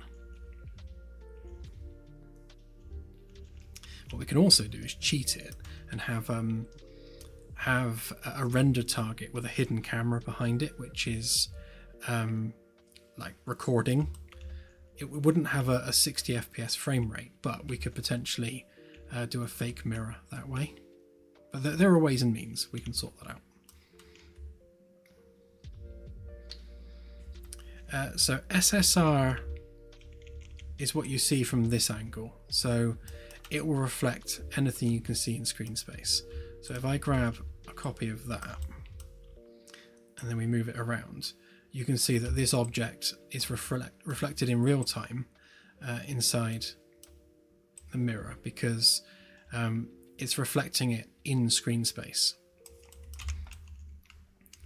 If you can't see the object, as in it's no longer in screen space, then the reflection is being generated by Lumen, which is using basically a really cut down voxelized version of the object, which is why it looks trash.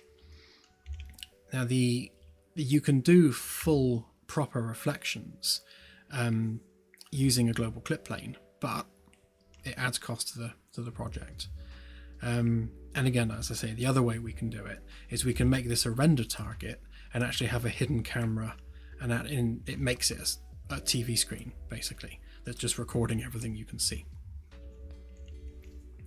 But yeah, so screen space will take over when you can see the thing that you're looking at.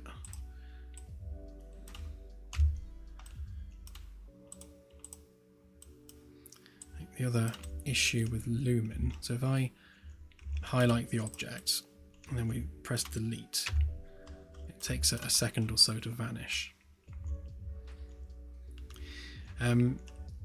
So we're not using hardware ray tracing, because that's kind of been deprecated in UE5 in favor of Lumen and the other screen probe techniques.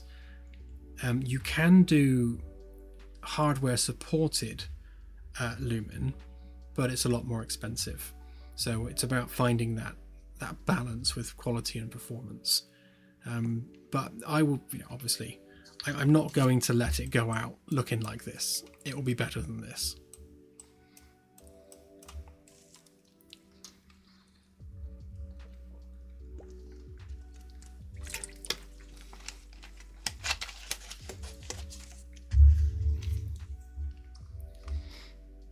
But yeah, you can do where is it?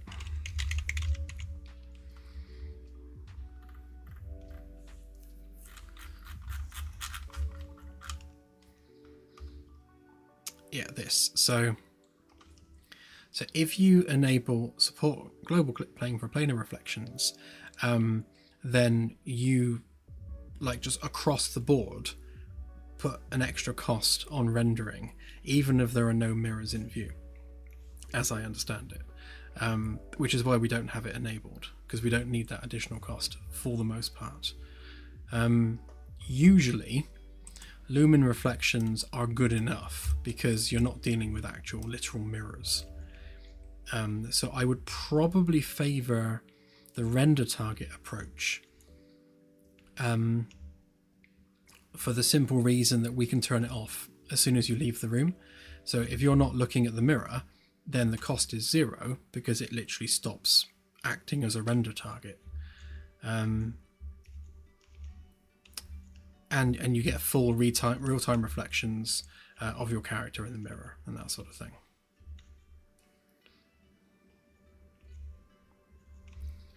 I don't know, Minor. I need to profile it because, to be fair, it says a 15% additional cost, but I haven't actually profiled it, so I don't know whether that's actually telling the truth. But yeah, it's worth testing it with and without.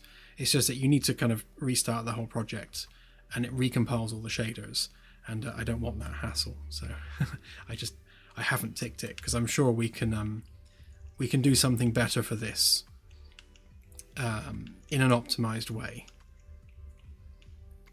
But yeah.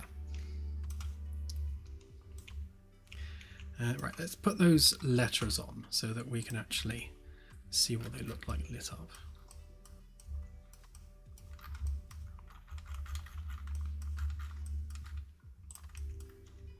So I forgot to put them in the right group.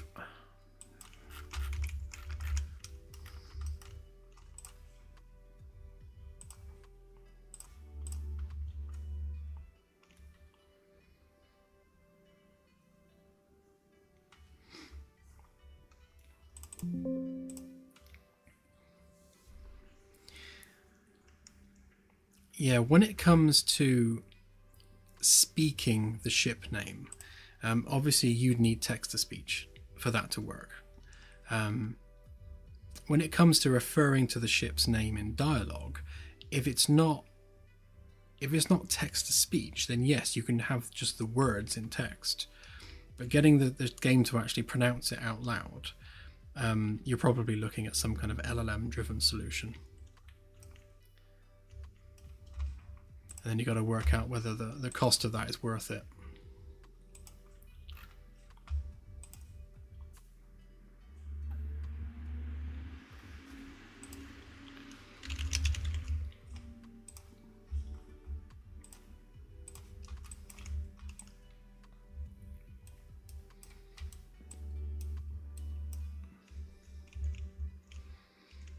Okay, yeah, so this is what that's going to look like. You're going to have the writing illuminated with the symbols underneath.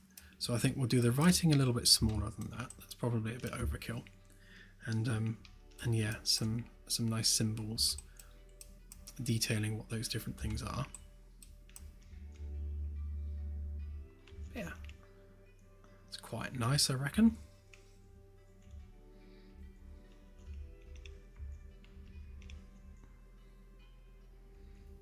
Lumen's decided to update a little bit.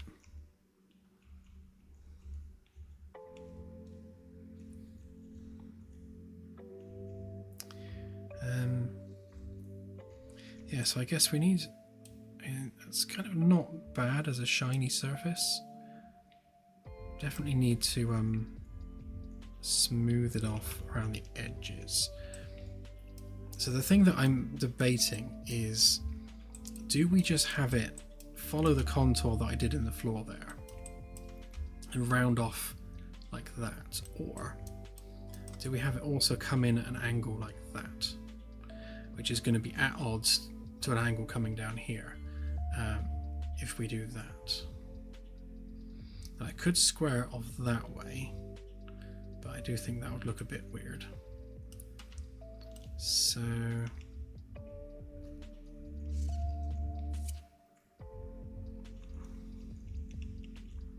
I think I will probably have it overhang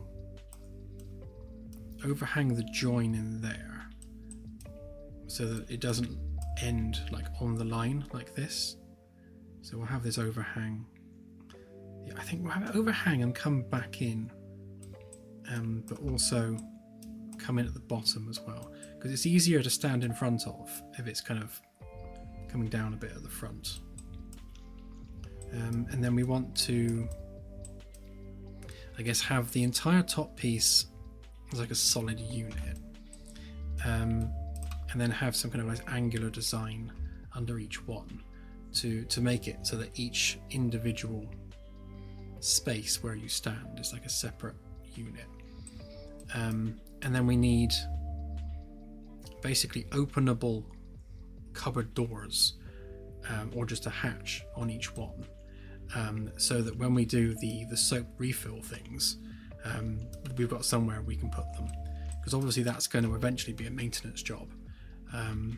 It's just refilling the soap dispensers.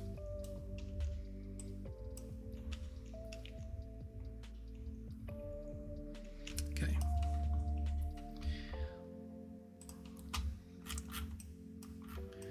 Right, so next up, let's pretty up the mirror a little bit.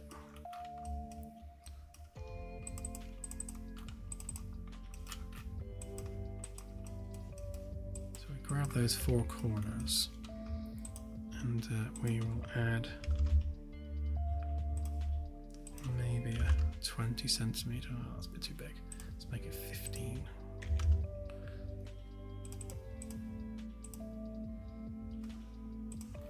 Curve like that on them.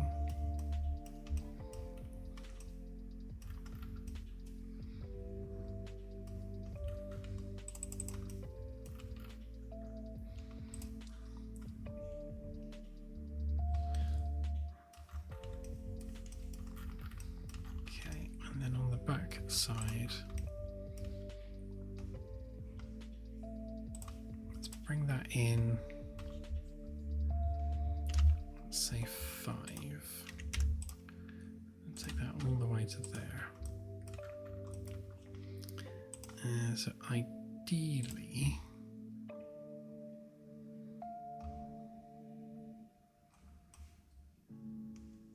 it feels like it's probably a bit too far. So let's move that back to there.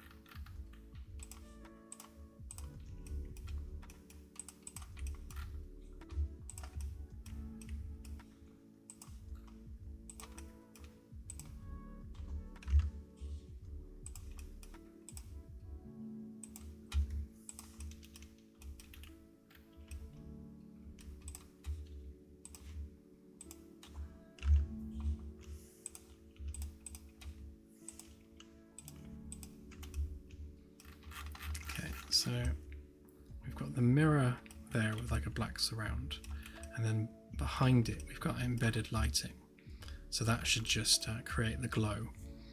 Now the question is whether or not we try and allow Lumen to just do the lifting there for us to create the lights, or do we stick in a few optimized rec lights so that it works outside of Lumen as well. The issue with that is they can't go around corners, so we'll have some weirdness there.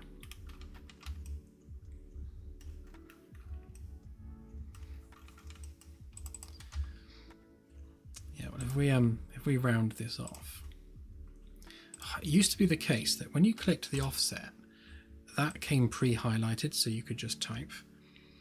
The fact that it doesn't now just aggravates me needlessly.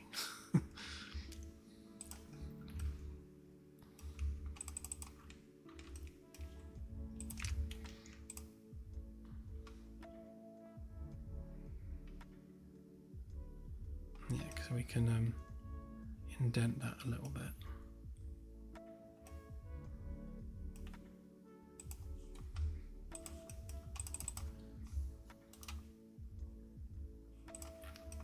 Let's group that up so it's not. Group that up too, just so we don't mess it up.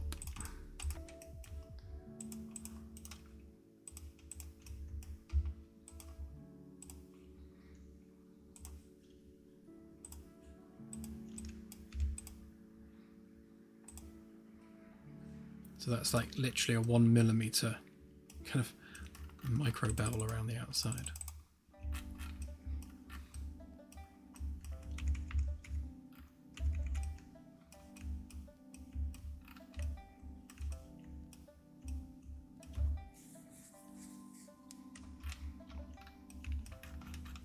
Okay, so when it comes to this edge,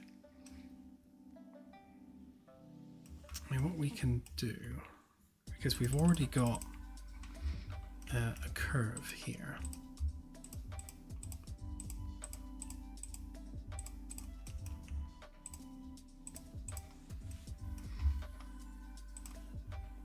We can take this curve out to however far that was.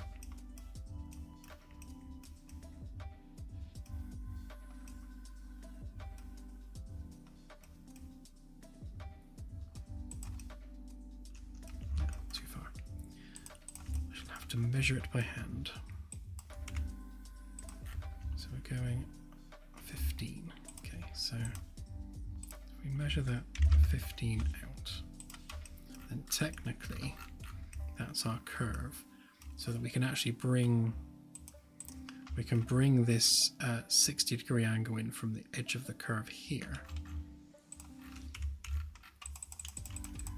So we just grab that out.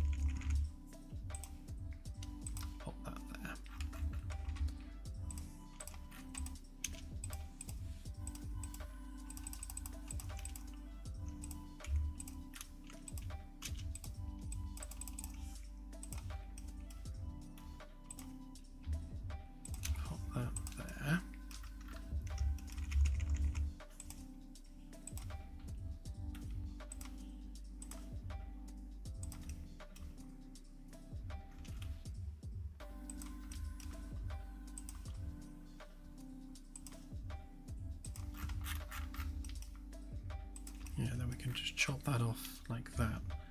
I'm still not 100% convinced that that's the way to go, but let's try it and see.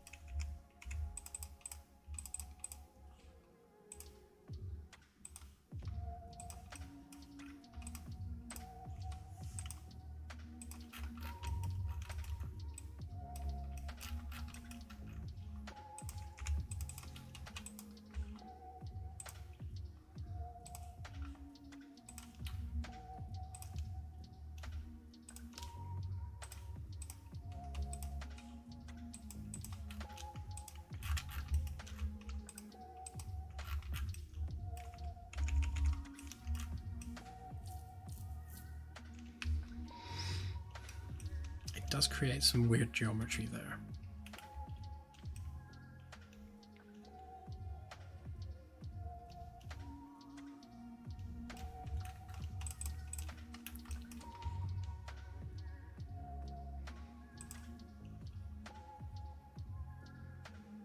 See, the other thing we can do, right, so if we come up from the floor to there,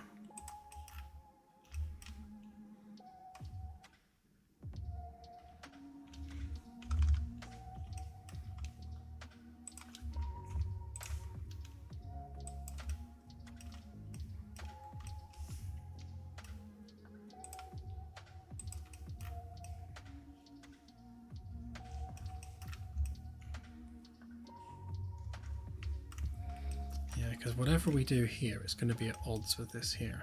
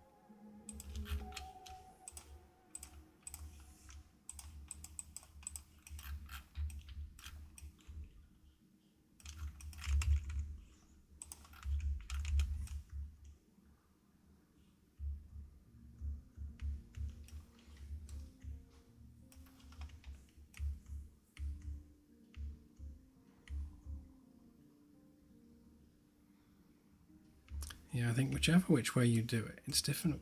It's difficult to sort of reconcile those various angles, like you could if it was flat. But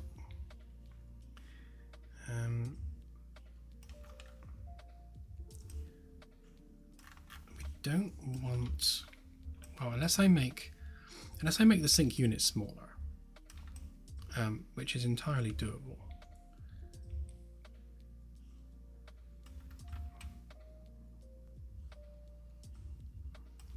We want neither too much wasted space on the back wall, nor a sink that's too small. And we kind of want the mirror to be big enough to extend the whole length. And we also want, obviously, the wood exposed around the outside so it lights up from the light behind.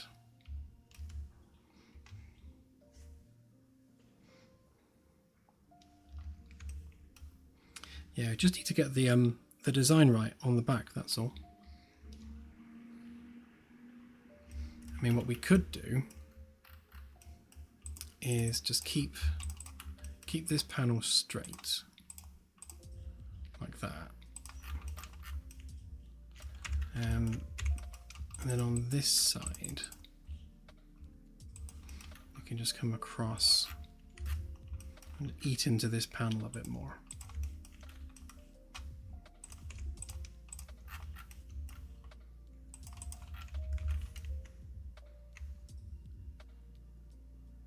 And to be honest, if we're doing that, then we can make the mirror bigger too. And then we can maybe have that come down.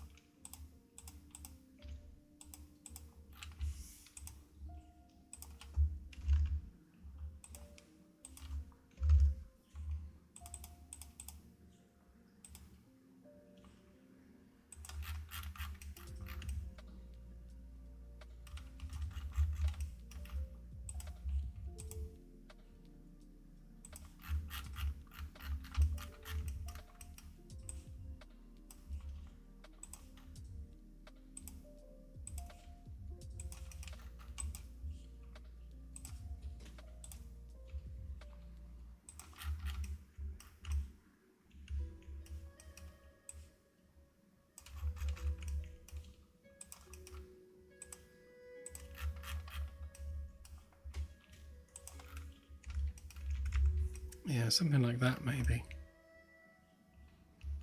I think that looks a lot cleaner than trying to do it with angles. I just don't think those angles were working. That does mean we can make the mirror longer if we do that. And then we can maybe just also take out that edge to there as well. And do a similar kind of thing.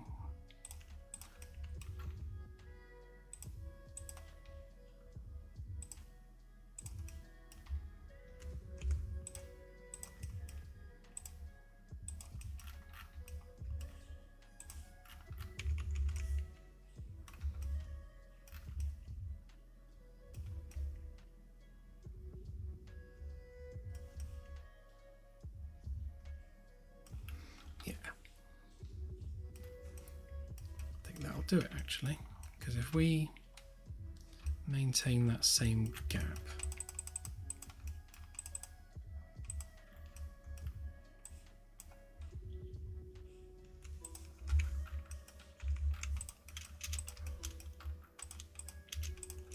so just explode these a minute so that they're all part of the same group again.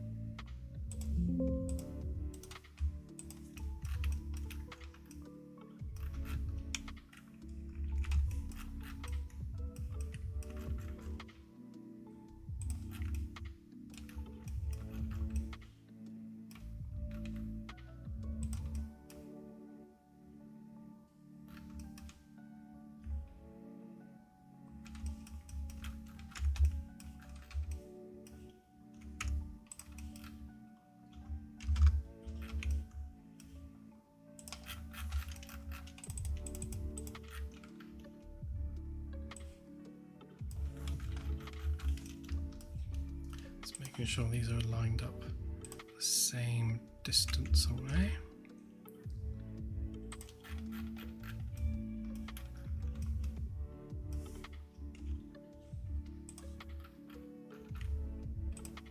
Without that bit.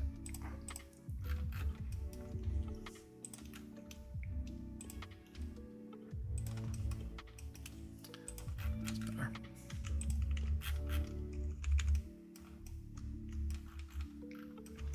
Okay, so that gap is maintained all the way around.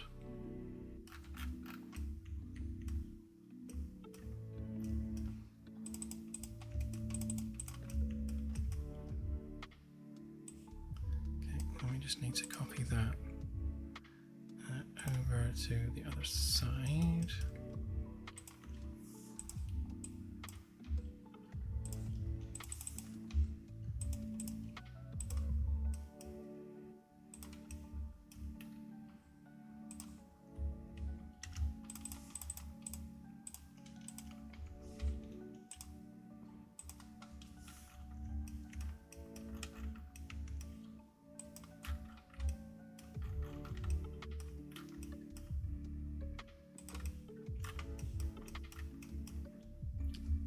Same on that side, just making sure we're the same distance away from the edge of the mirror.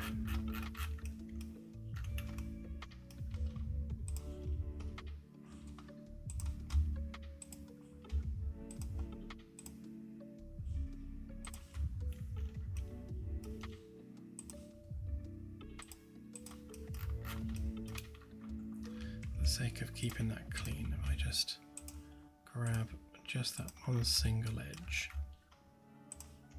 SketchUp will prefer that over copying the whole face.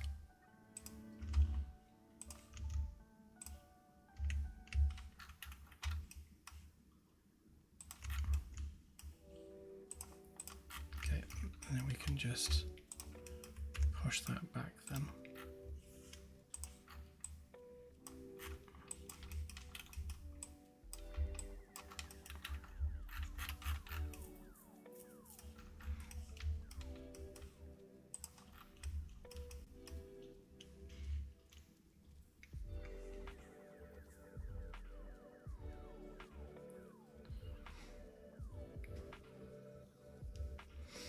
Yes, plant pot, great idea. You can never have too many plant pots.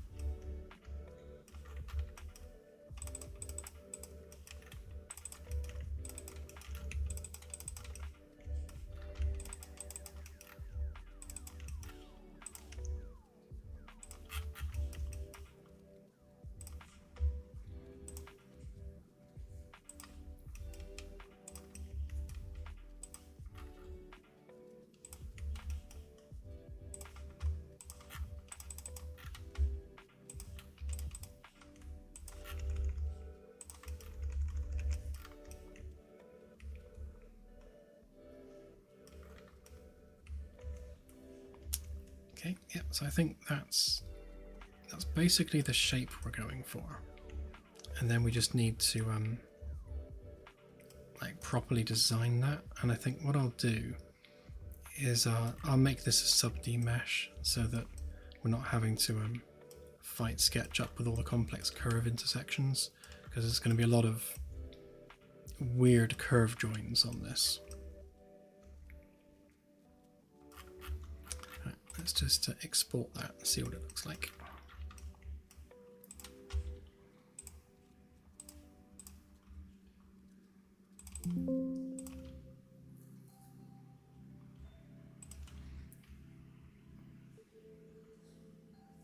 True that, Sawbones, very true. That's a nice way of looking at it, actually.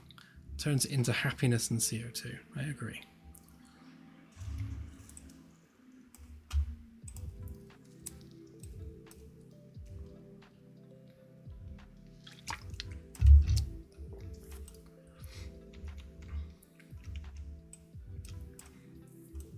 Yeah.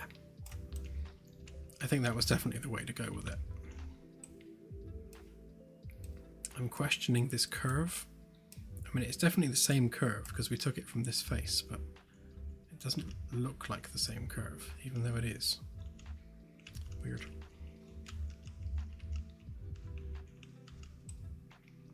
Yeah, I was worried that the larger curve here would look weird with the smaller curves on the door. But in actual fact, I think that's fine. Doesn't look out of place too much at all, really. Oh, 3-ply. Absolutely. Always 3.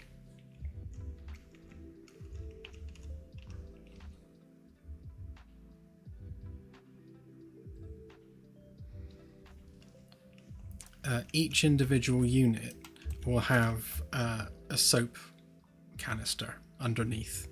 So these units will open and the spares will be in here. So you'll grab a spare canister and shove it underneath. And obviously they get 3D printed on the 3D printers.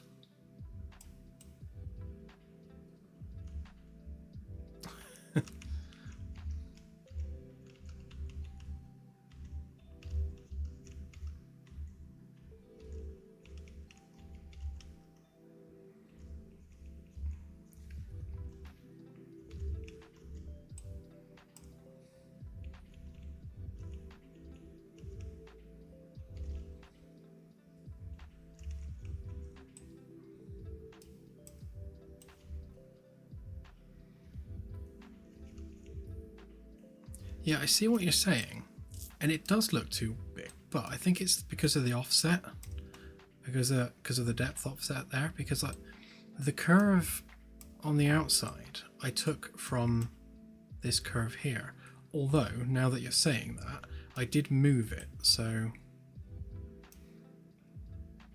perhaps I do need to yeah, cut that back ever so slightly. I can just re-extrude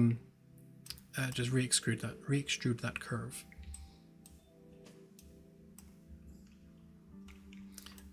Yeah, there will be no urinals. Every bathroom on the ship will be unisex.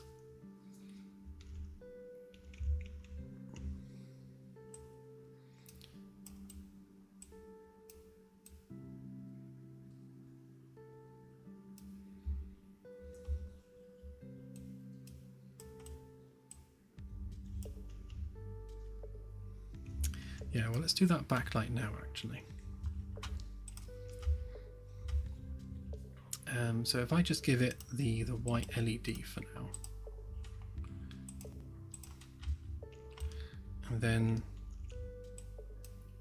generally speaking, Lumen should pick that up. If we force the mesh to be an emissive light, so obviously it's difficult right now because the whole mesh is obviously a solid object rather than individual pieces. But just for testing purposes, what we can do, let's click that, and it should treat it like a light source.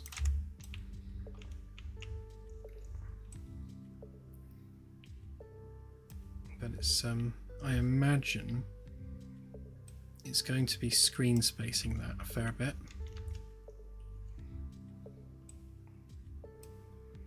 see a little bit of it coming through there, but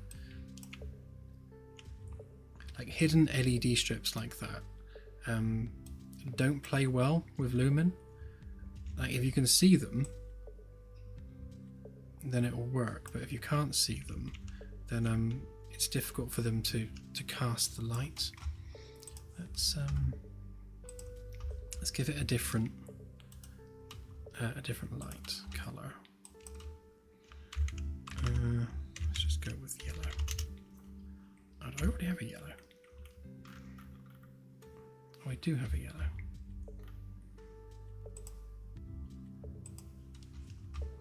How yellow is it? That's kind of the perfect yellow, actually. Yeah, I was after kind of a warmer yellow for the background lighting.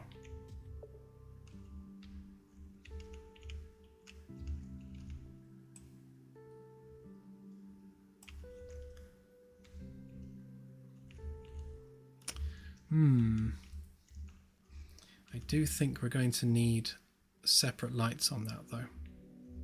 I don't think those strips are going to do what we need.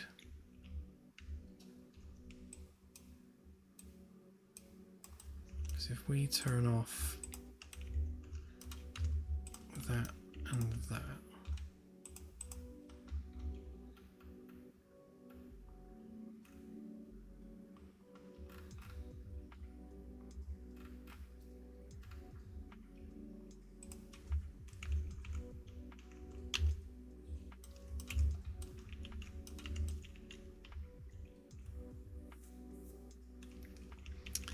see, Lumen's caching its lighting now from those lights,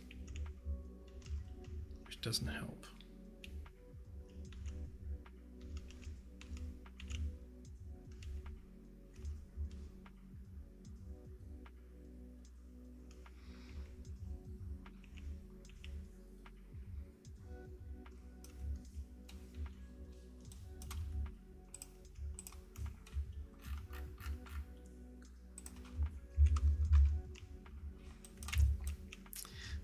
I think LED strips is the only way forward with this.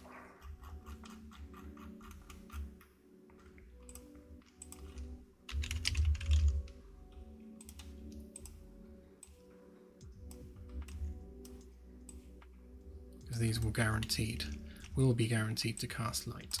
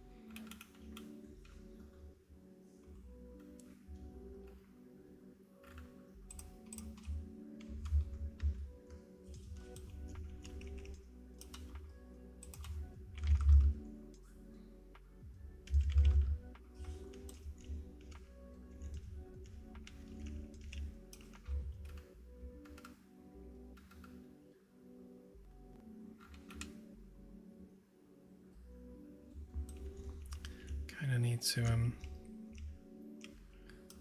increase the attenuation on this. Don't think these actually do anything anymore.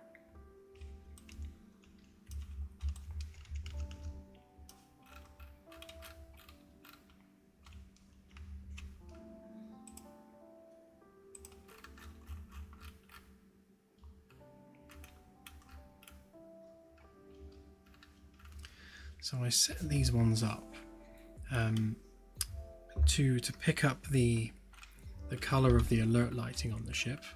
So I don't actually have them set up to be their own individual color, which doesn't help.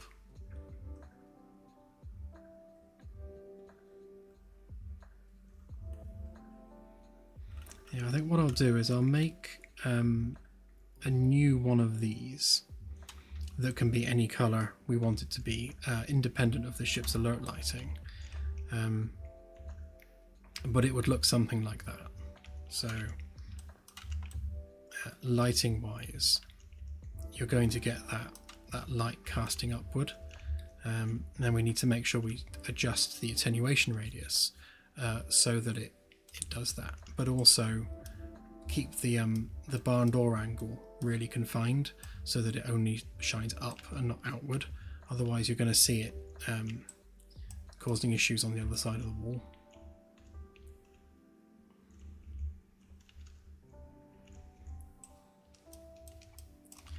And of course the other issue with said light is that it can only work in a straight line. It can't go around corners. So when it comes to the end bits, we're not going to have like a diagonal light unless we put like a little one on the corner there, just going sideways.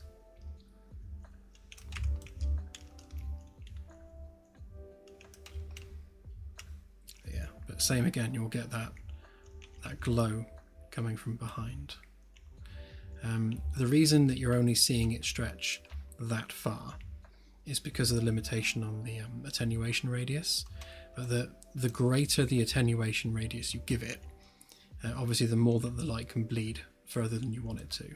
So it might actually pay us to use more than one strip light underneath, with each one having a much smaller attenuation radius, so that we don't have the light bleeding too far.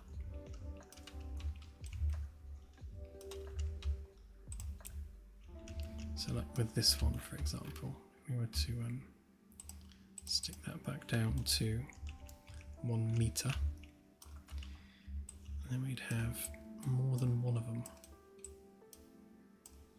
And the other thing we can do is we can actually make it invisible. So we could potentially do a few of them and actually hide them a little bit so that you can see the glow from the lights, but not the physical mesh. So can we hide the mesh on this one? No. Yeah, so we'll hide the mesh and just have the light glow, and use the mesh of the mirror as the thing you can physically see. Then we just need to spread them out accordingly.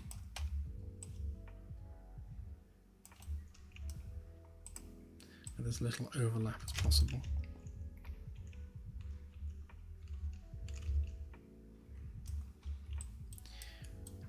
Thankfully these days, with some of the lighting optimizations we've done and with megalights, we are much less restricted on the size and number of lights that we can add.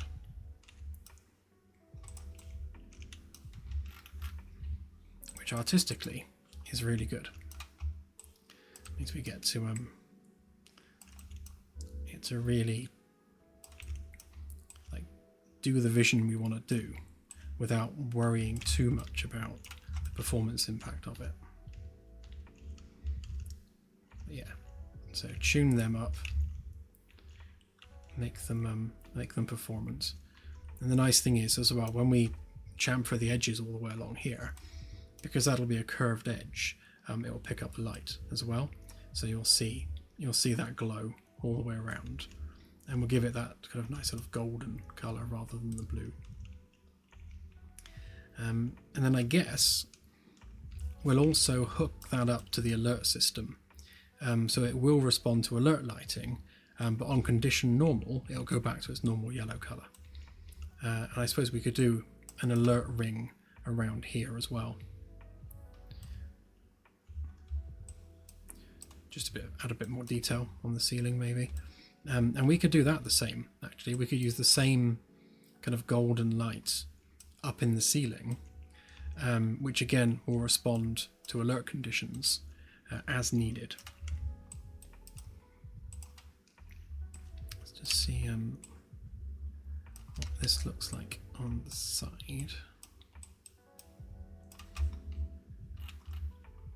Let's make this one smaller.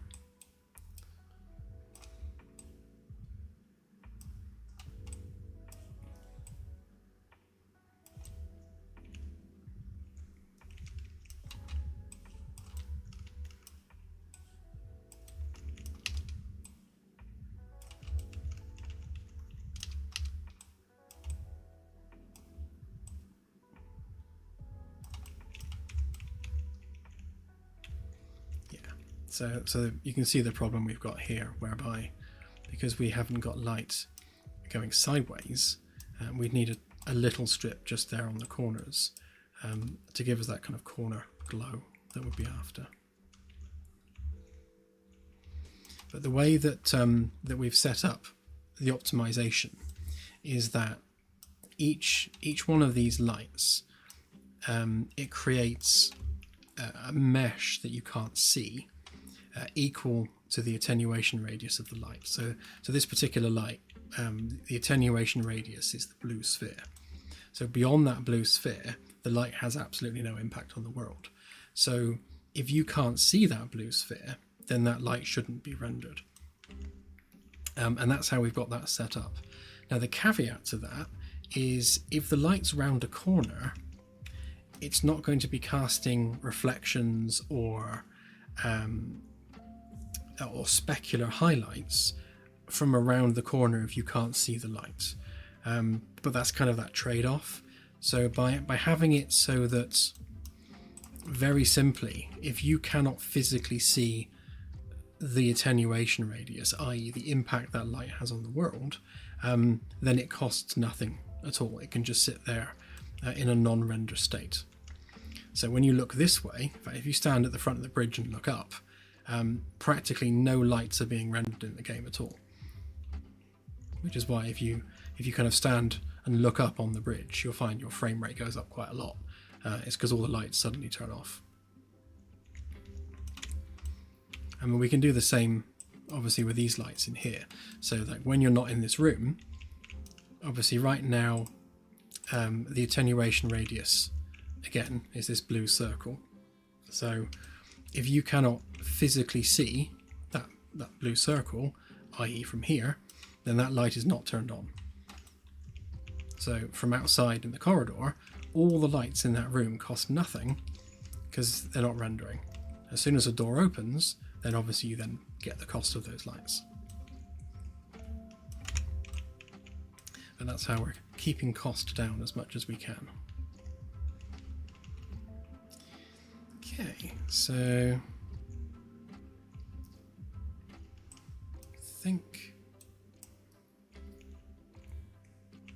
I'm happy with the general layout of that. Yeah, I'll look at these corners. But yeah, let's get into the actual proper modeling of this unit, because we need the basin area. Obviously that needs to come down at an angle, and then we'll have an indent underneath because we need to start modeling like little dispensers. So obviously you need like the water jet, soak dispenser, and the air blower. We need to have the physical nozzles for those things underneath. So I guess we'll just have a flat metal sheet underneath that has those nozzles kind of built into it. And then the sink drain will just be a groove down the back here, just kind of a pit into nothingness.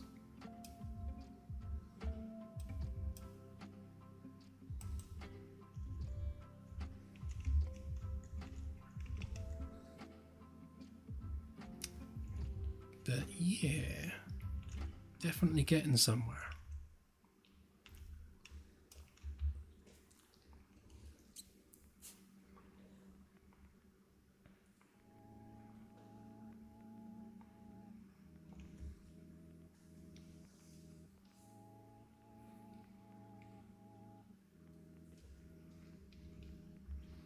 Do you mean having a single large rect light behind the mirror facing towards the wall?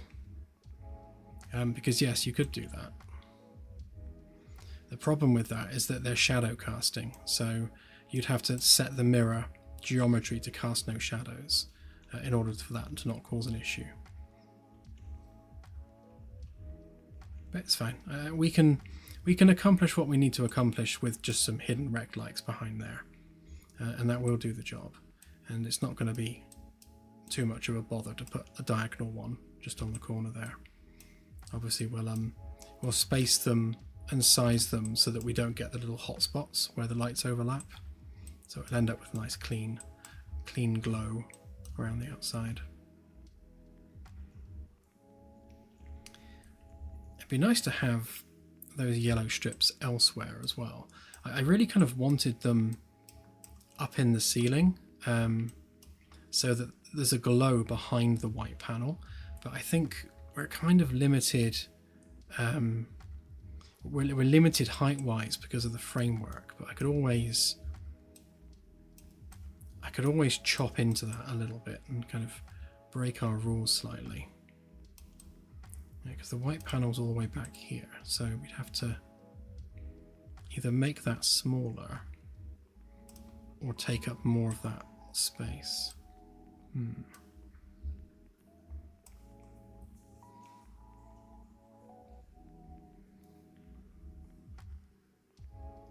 Oh, I see what you mean. Yeah, no, it's fine. So by having an attenuation radius based light, I guess you can see it better here. So if I select that light there, now right now you cannot see the attenuation radius at all. Now as we come round the corridor, that little curve there is where the light begins to impact the world. So we want to make sure that that light is turned on like the moment we see that. Now in reality, because of the fall off of the lights, at the very, very edges of its attenuation radius, its impact on the world is barely even noticeable at all. So you do have a little bit of leeway for the edge. In fact, I've got it set to 90% of the sphere, and you don't see any pop in. But yeah, so as soon as you get to this point, that light is now turned off and you can't see it. And the only thing you're missing by doing that is you might have, say, a highlight on the edge of the wood here where it would be picking up the light reflecting off of that handrail. So as you go around the corner, like, you'd miss that tiny bit of detail. But generally speaking, it's such a small detail, you don't notice it anyway. And again, when you're kind of weighing up the cost of rendering that light versus losing a tiny little highlight there, it's far more preferable just to turn that light off. So when you're like stood here, then it's literally the only lights that are on are the ones you can see. Unreal doesn't do that by default. It doesn't have any visibility culling of lights.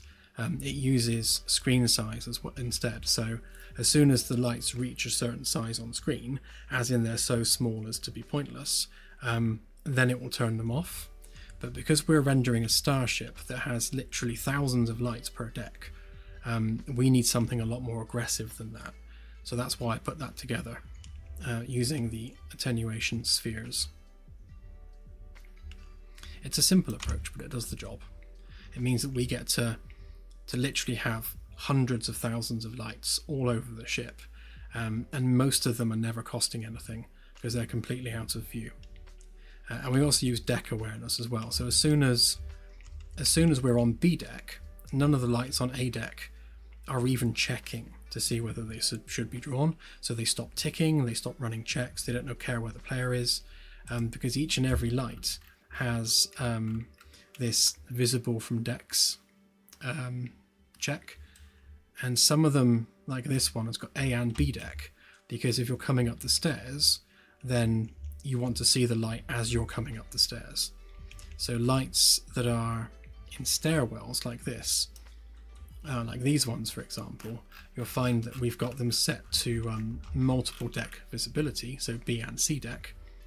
So we don't care about A deck because we're down the stairs by the time we get to this point. But if you're down here on C deck, then obviously you can see that light, so it needs to be part of that array.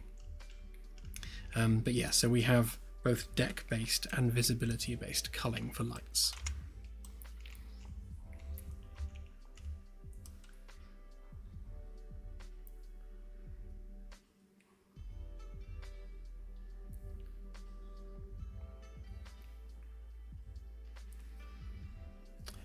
Delta, so the reason that these lights in particular are flickering, and it is only the ones that are the temporary lights using the little circle, is because the check to see whether or not they should be rendered has a check time of 10 milliseconds. So basically it's saying if that light was visible 10 milliseconds ago, keep it on. And it doesn't renew that check until 10 milliseconds later. The issue with that is occlusion queries aren't that reliable. There's this balance between performance and accuracy. So obviously the more accurate your occlusion queries are, the more they're costing CPU time.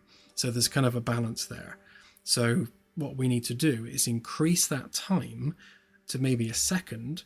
So if that light was visible at any point in the last second, keep it turned on, and that'll stop it flashing on and off. It only does it under low frame rate conditions. So once the frame rate starts going down, the lights start flickering because the occlusion queries are also slowing down, and the whole thing kind of starts falling apart a bit. But yeah, so it's just a matter of tweaking the numbers, basically. One of the many things on my to-do list. Not a problem. Right. Now for the fun part. Let's get rid of 2 of those. No, keep just 1. So we want to make this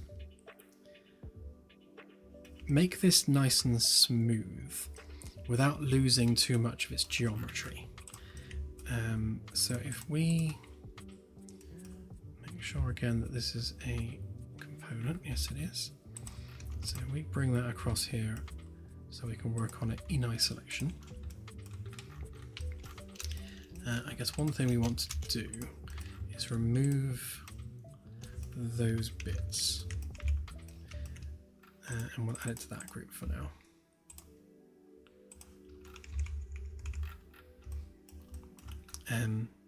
Because once we start subdividing this, it's going to cause problems otherwise.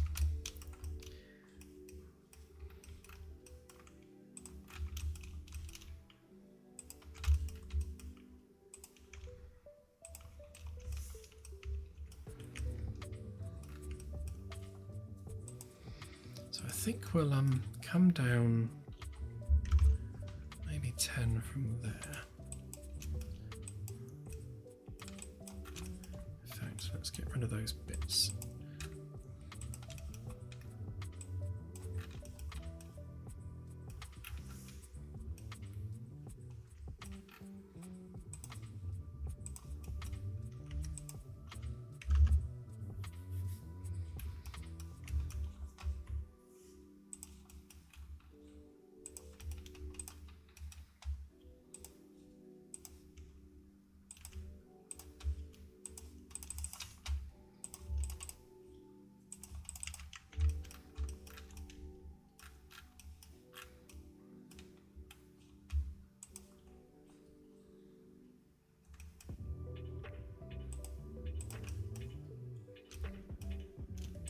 I'm going to chop this in half, and then we'll mirror the design.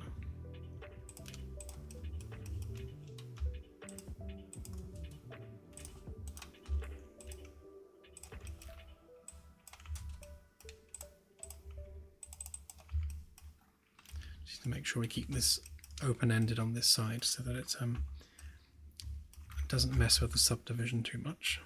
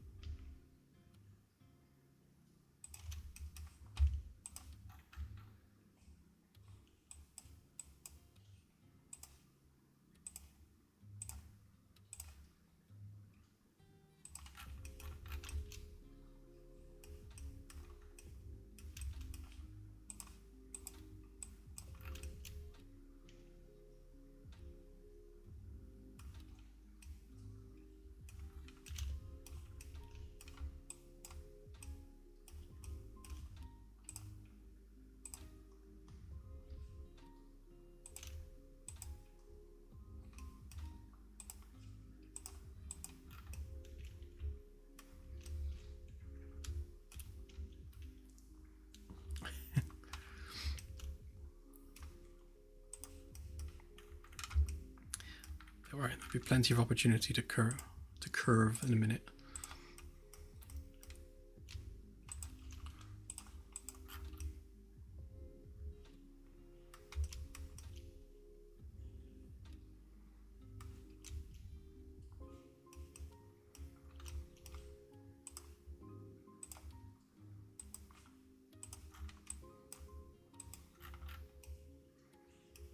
Just want to get this shape kind of roughed in.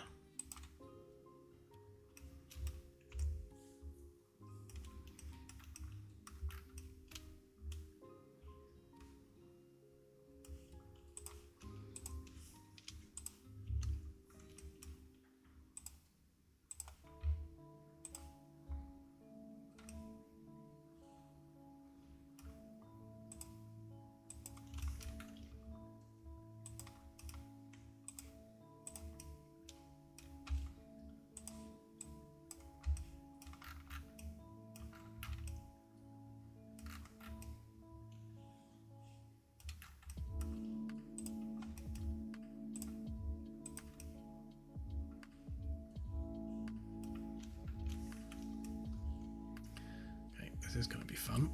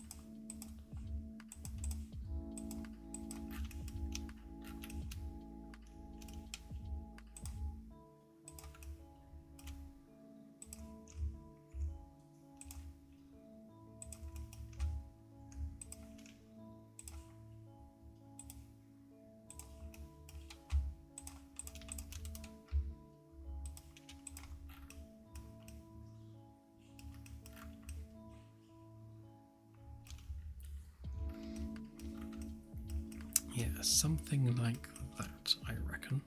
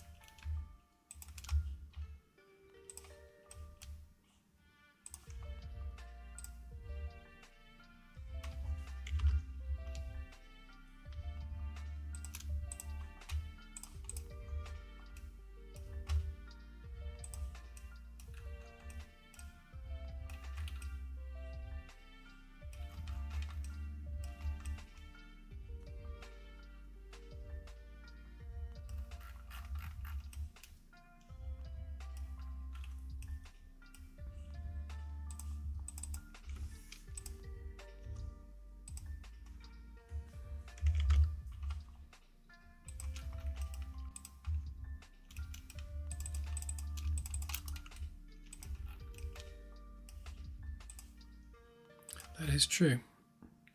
You don't want to be rushing around points.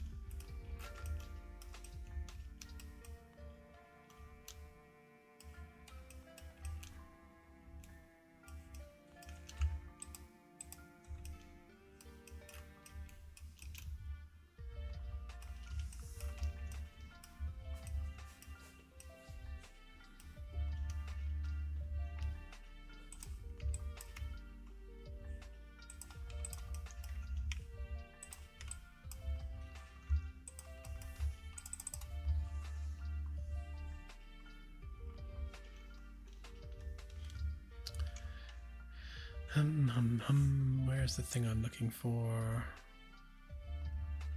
No, it's not that.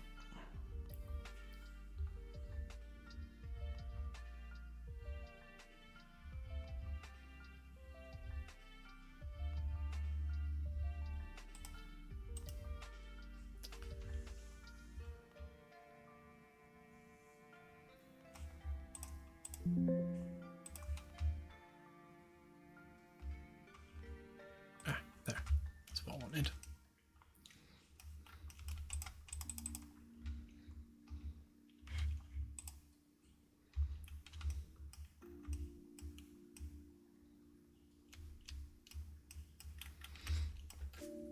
So basically, we now need to convert all this into nice smooth quads.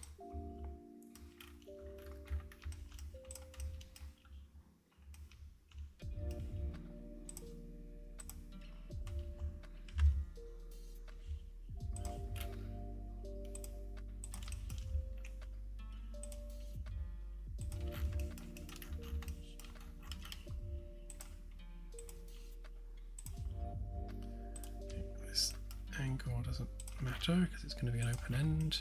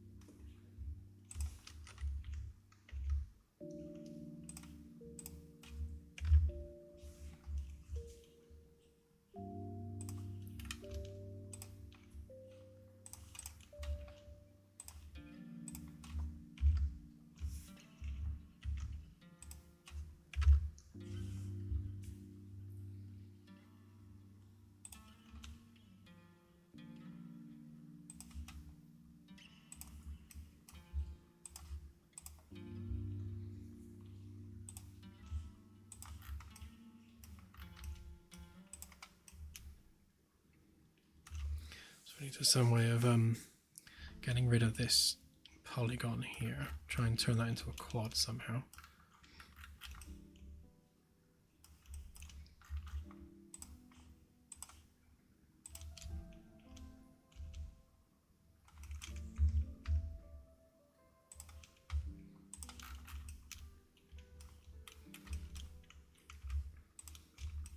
So we can lose that edge there.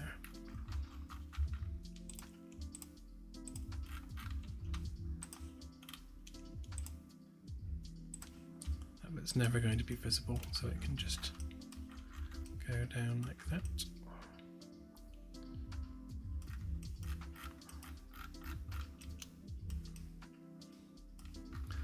Although not that far it can't.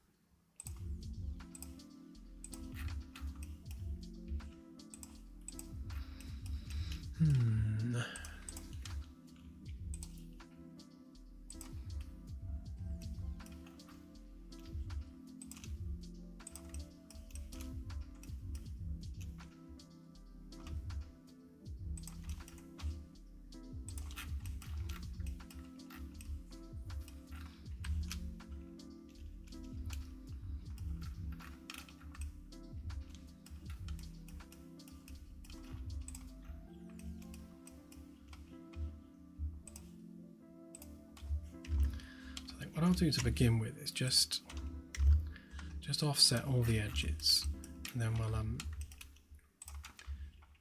we'll tweak from there.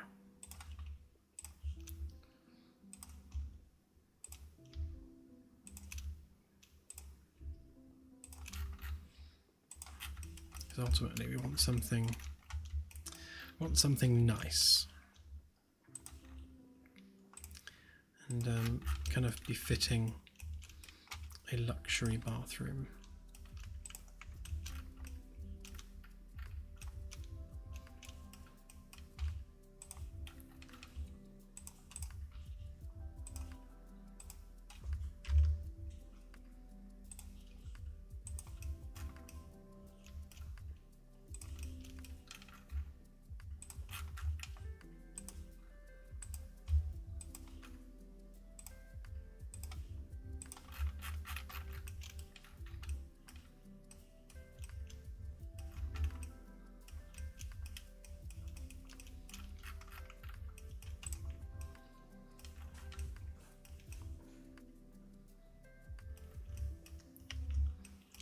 Actually, we will keep the bottom on there as well, because that can give us a bit of rounding on the base.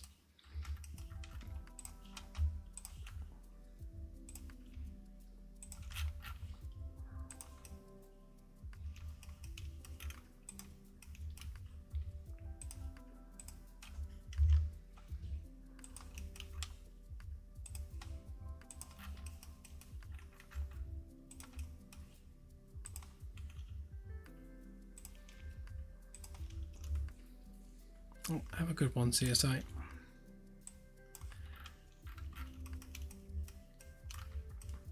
as First says. I hope you feel better soon.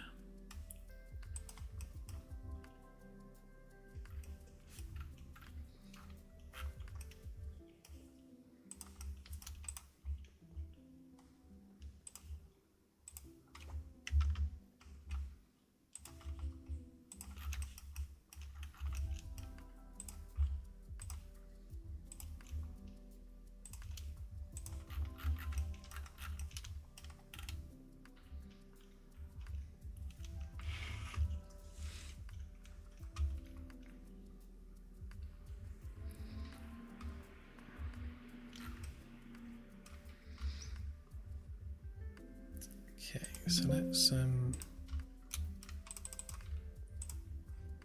see what we end up with here.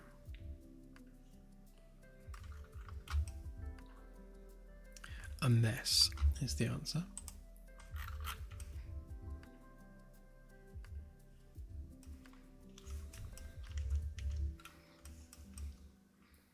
Okay, so a lot of that will be to do with these edges here. So we might need to tighten this up. Yeah, way too round. So what we can do is we can cheat, basically, by increasing the effect that has. So it makes that a lot more sharp, but we don't want to do that.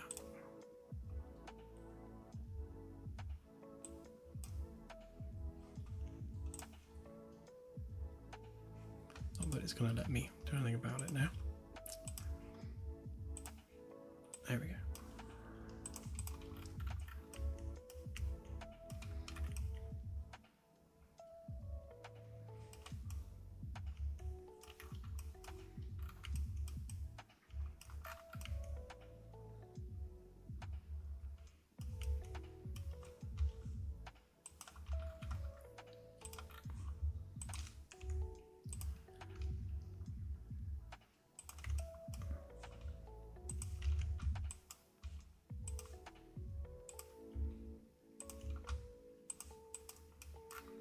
Do that for a sec.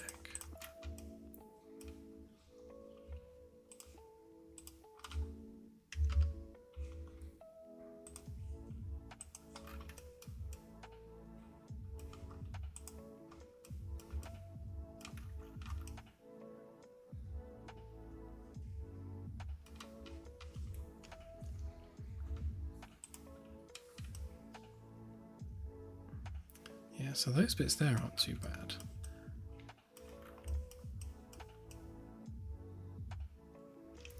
See, that needs sharper edges there. See, that's fine, those bits are alright.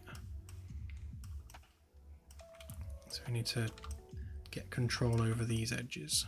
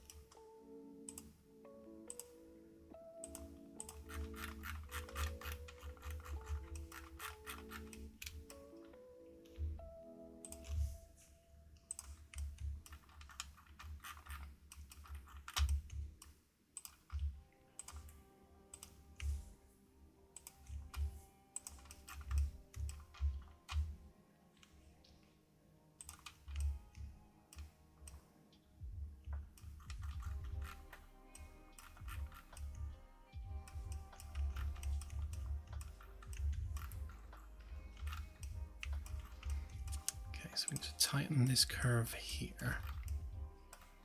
And the same up there.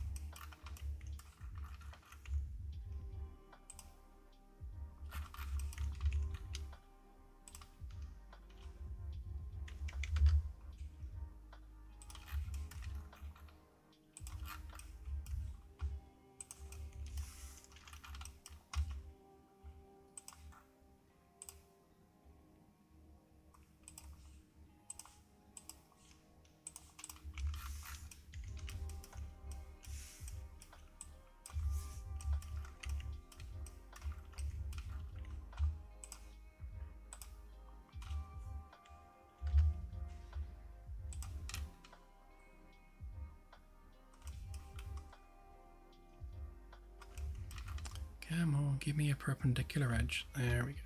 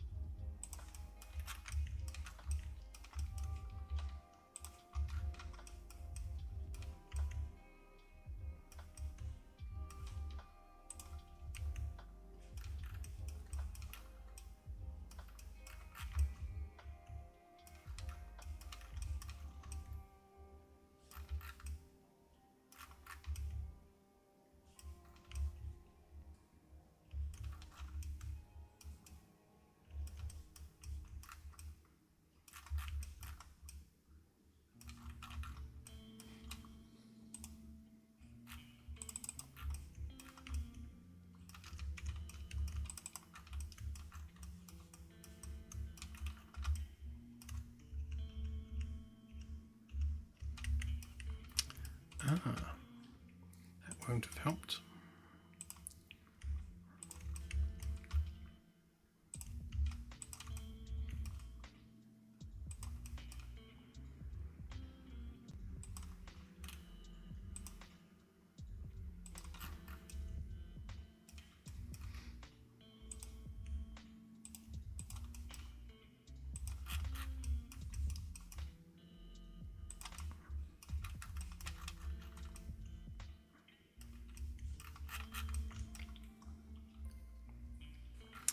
This is half a sync unit, and we're trying to model it with sub-D modeling as opposed to traditional modeling, so that we can get some more kind of organic curve going on.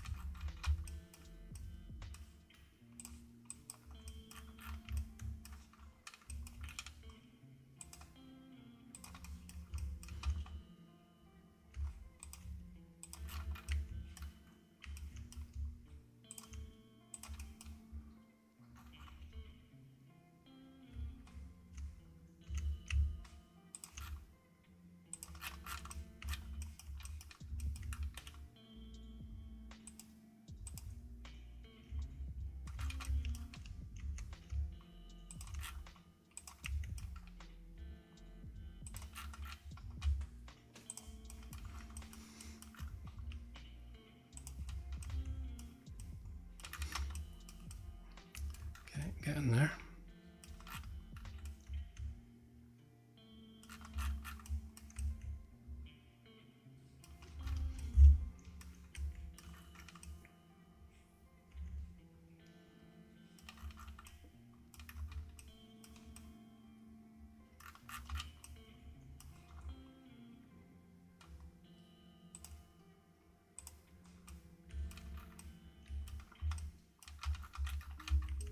Some weird pinchiness going on there to sort out, and some weirdness on the end to sort out, but looking better on the corners,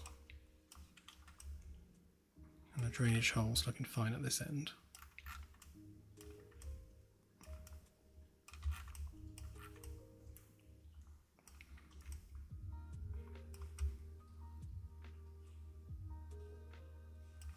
Yeah, so we just got this end to sort out.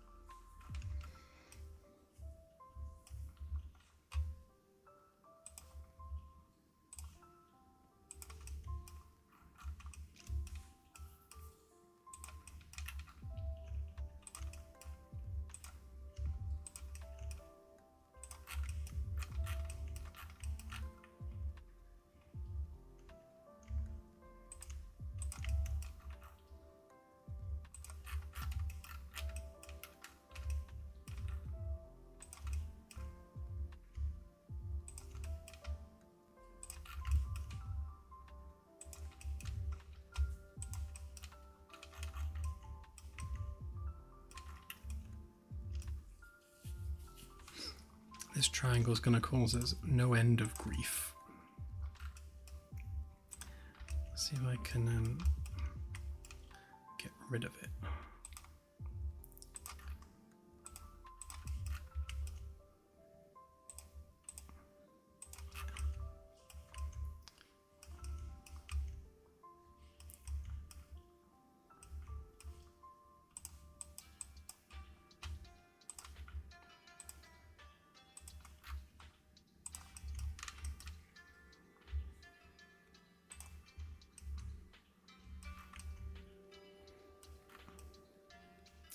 Okay, getting there. Still don't want that curve there.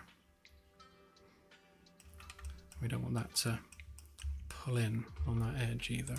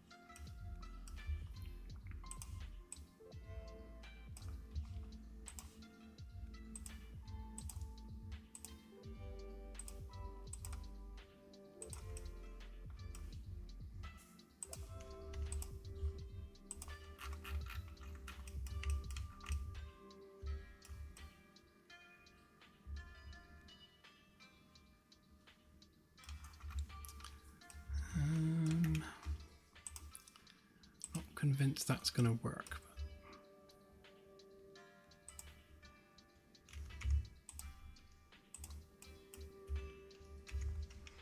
No.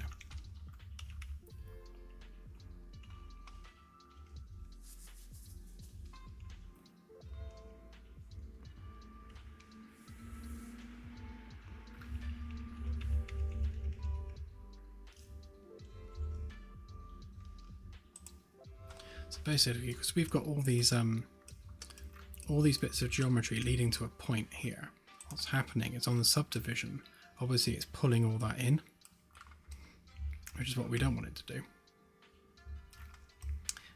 So that's going to need fixing. It's doing a similar thing on these corners as well. So we kind of need to get away from that and do something more like that instead.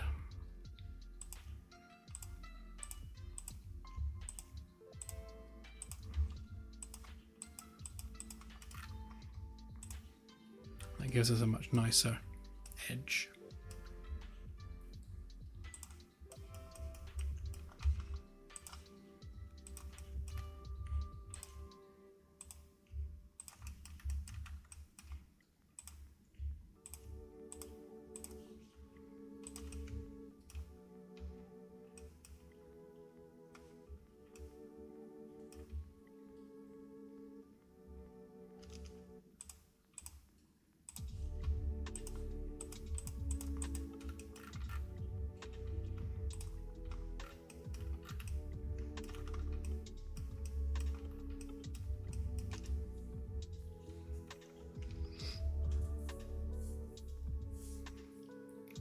I'll give it a try, Miner. One of the issues I had is that it wasn't actually able to package on the debug branch. I'll have to see whether it works now that we've upgraded to 5.7. It definitely, sorry, yeah, 5.7, because it wasn't working in 5.6. But I'll have a go and see.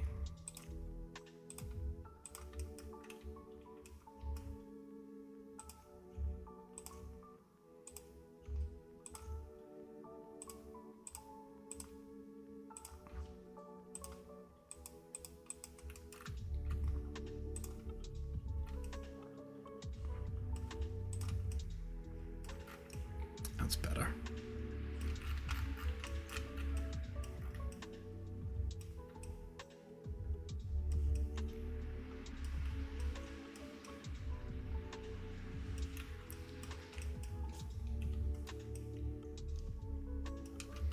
Yeah, I might increase the radius of those corners a bit because they're looking a bit sharp, just to smooth that off.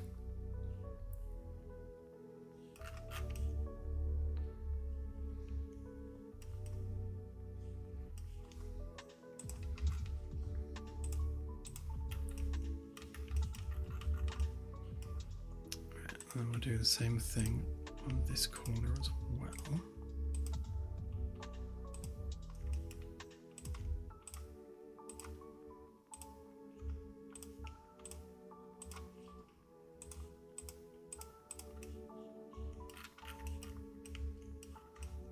It's probably going to tug in a bit there, but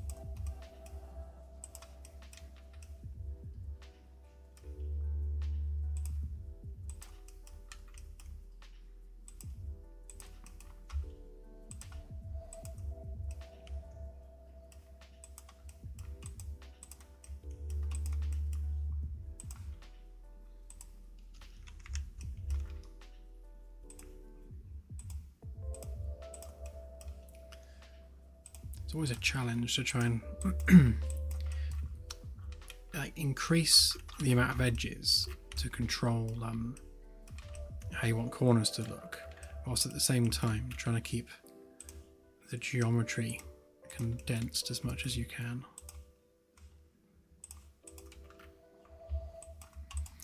There's like various patterns you can do to reduce that.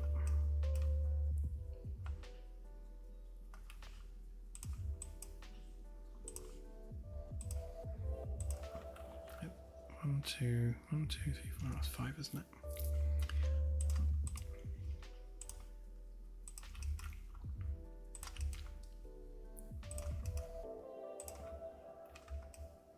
Yeah, like that.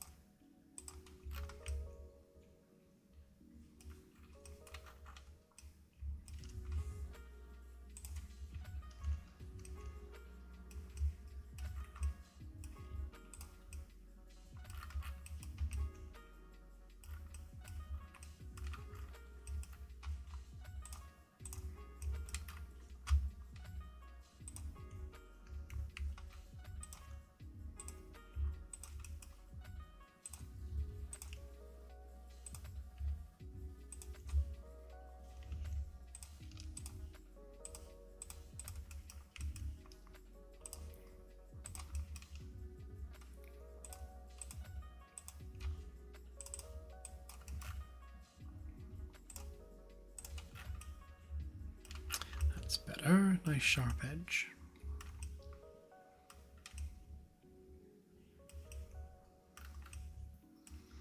Okay, so I'll just fix these corners and then we'll package it up and have a quick look.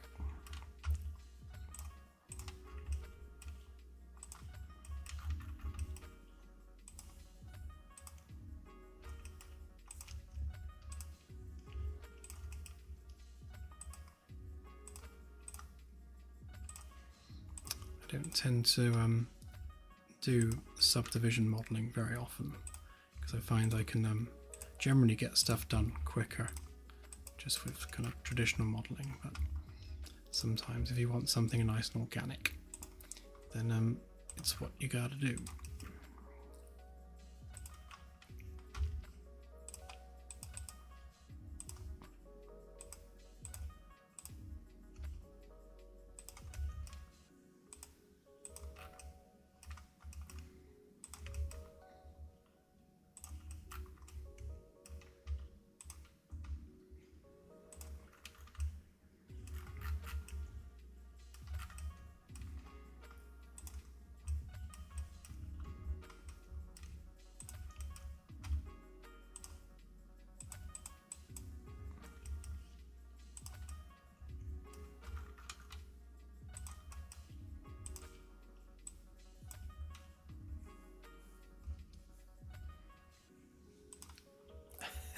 It'd be cool if, yeah, we could get actual ships designed one day.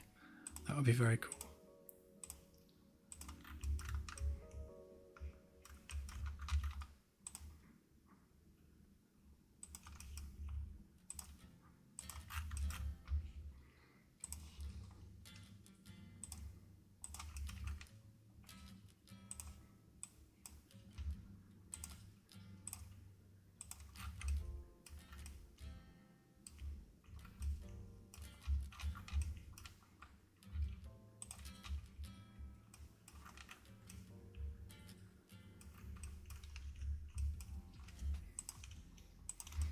I think we've got like an extra oh yeah, we got a couple of extra faces here that in fact many extra faces that SketchUp was drawing.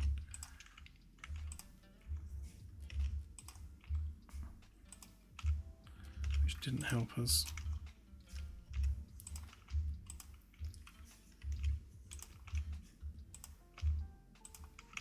Wow, like loads.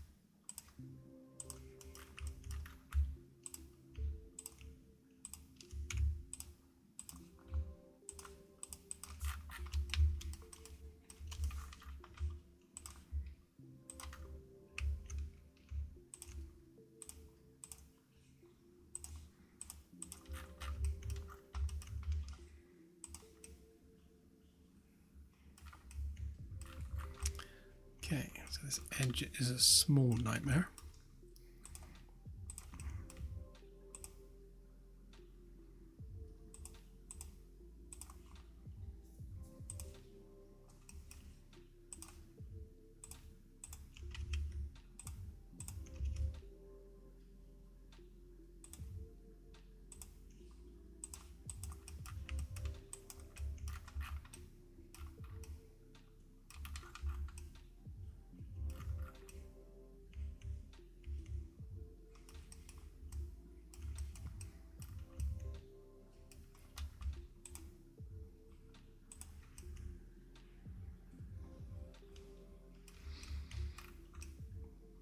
So I think what I'll do is I'll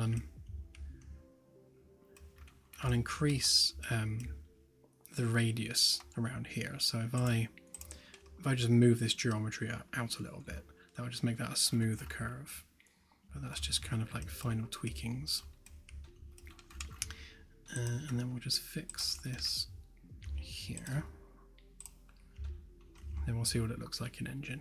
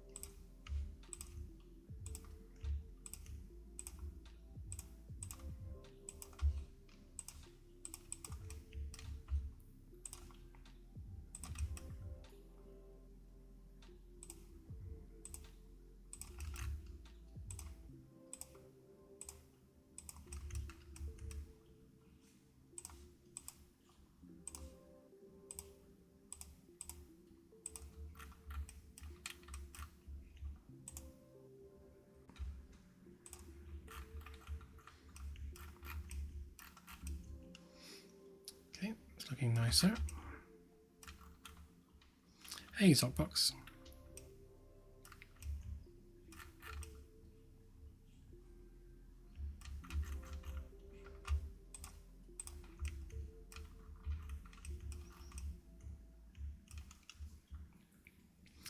And I reckon maybe one more stream, maybe two.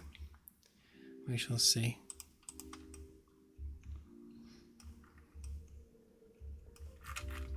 Right, let's leave this for a sec then. So if I copy that across, and then we mirror it.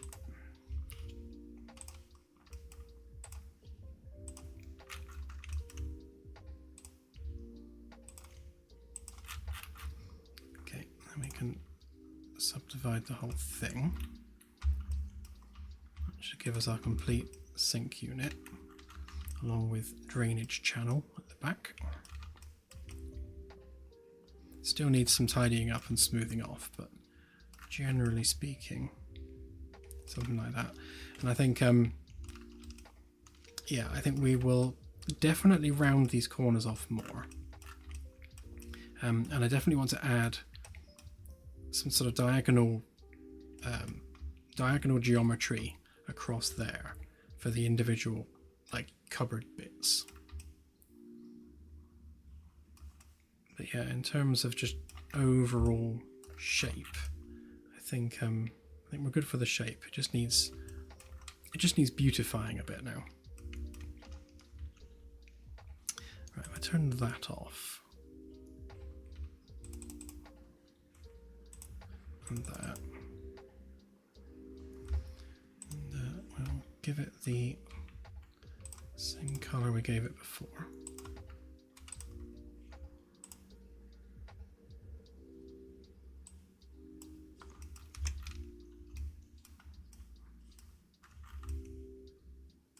Okay.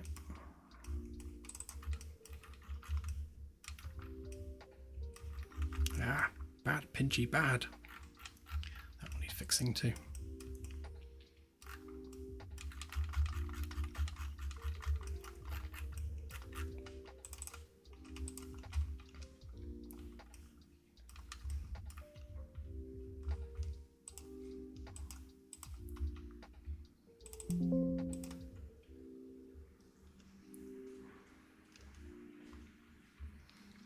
You're welcome, Delta. Enjoy.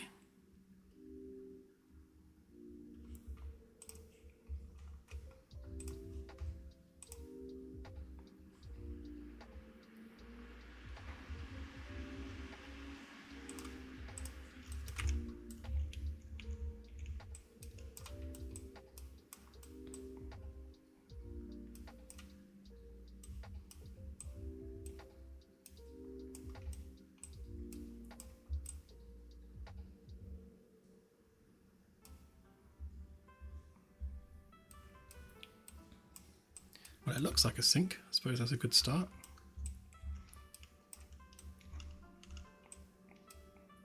Thanks, Kachi. Yeah, I think this the mirror's going to look nicer when it's got a better colour light behind it. Hang on, we need something.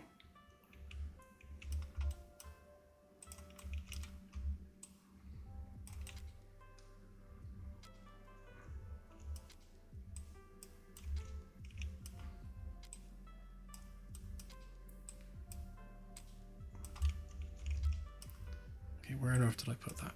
Go back.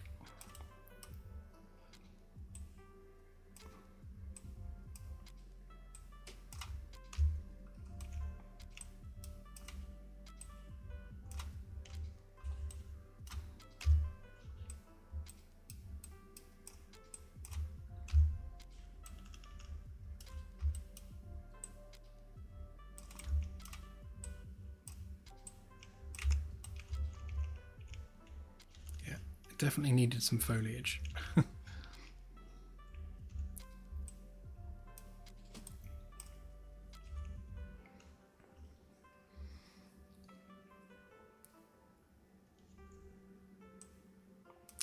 The flying cameras were there. Actually, where did... Oh, yeah, they are there. Look, there they are. Oh, I know exactly where we can put them. They can all go in the store cupboard.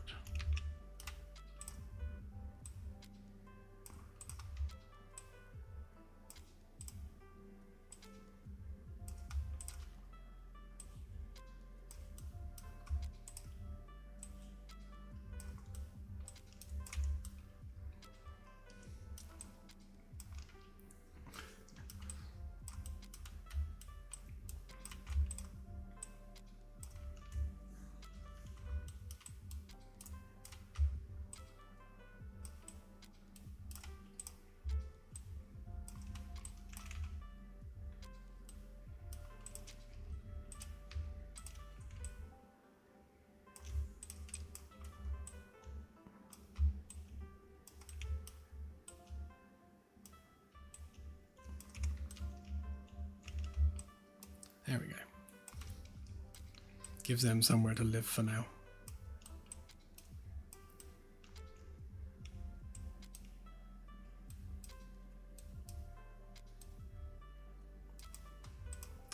Why is that not casting a shadow?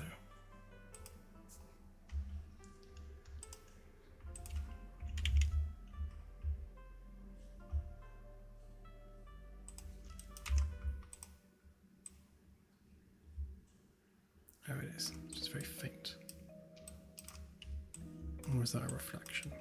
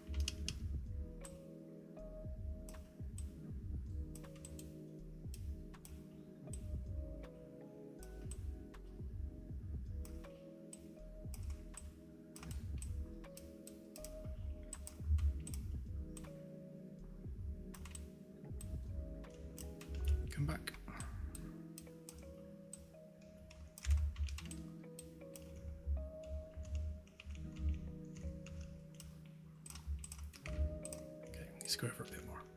Yeah, there.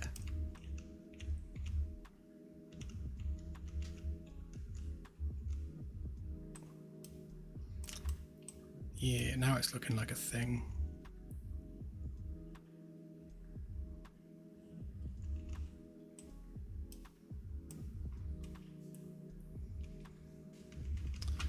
Alright, so if we just get rid of these blue lights for a minute, and I'll go ahead and make the yellow versions of that off stream, and then we can put them around the outside. But yeah, I think we're almost done, I would say. We just need to add more detail to the sink unit, and just kind of really make that pop a little bit more. Obviously rebuild the toilet with our own version, and sort the doors out. And then I'd say that's pretty much the room done at that point. Huzzah! Yeah, I'll hand the foliage placement over to Claire. She can sort that out.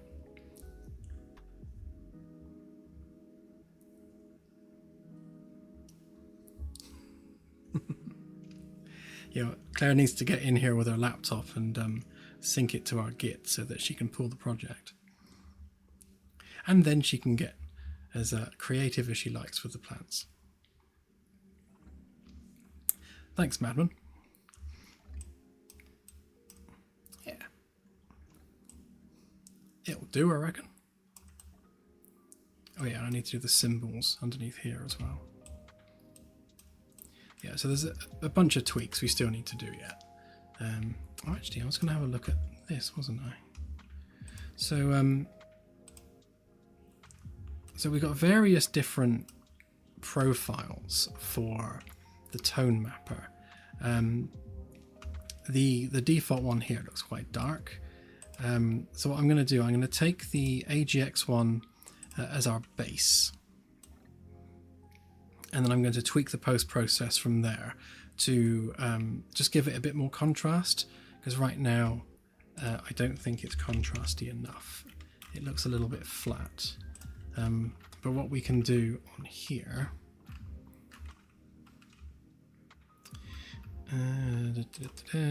so we can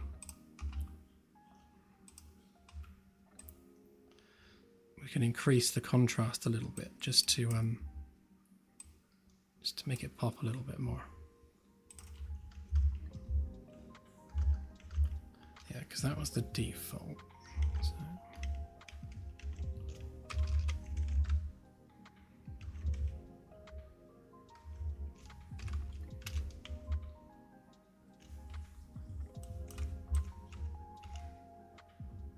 Yeah, I generally like it to be reasonably well contrasted. But once we're like done, then I'll tweak that like a lot, and then we'll come up with our final sort of post-process look. I guess lighting's the last thing we'll do, but I'll keep tweaking it as we go. But yeah, I prefer that. It's a bit more contrasty. Yeah. All right, so I shall leave it there. Thank you once again, everyone, for sticking with it. I know that, especially when I'm doing sub-D modeling, it can be very boring with just me drawing lines for an hour. But yeah, hopefully the final result will be worth the wait. Okay, well, have a good week ahead, and I shall see you all on Wednesday. I won't be touching the bathroom now, other than maybe making a light strip between now and Wednesday, so I'll work on patchwork for the next couple of days. So yeah, so Wednesday's stream will probably be us finishing this off, hopefully, and then we can draw a line under it and move on to shuttles, which will be good. Looking forward to building those.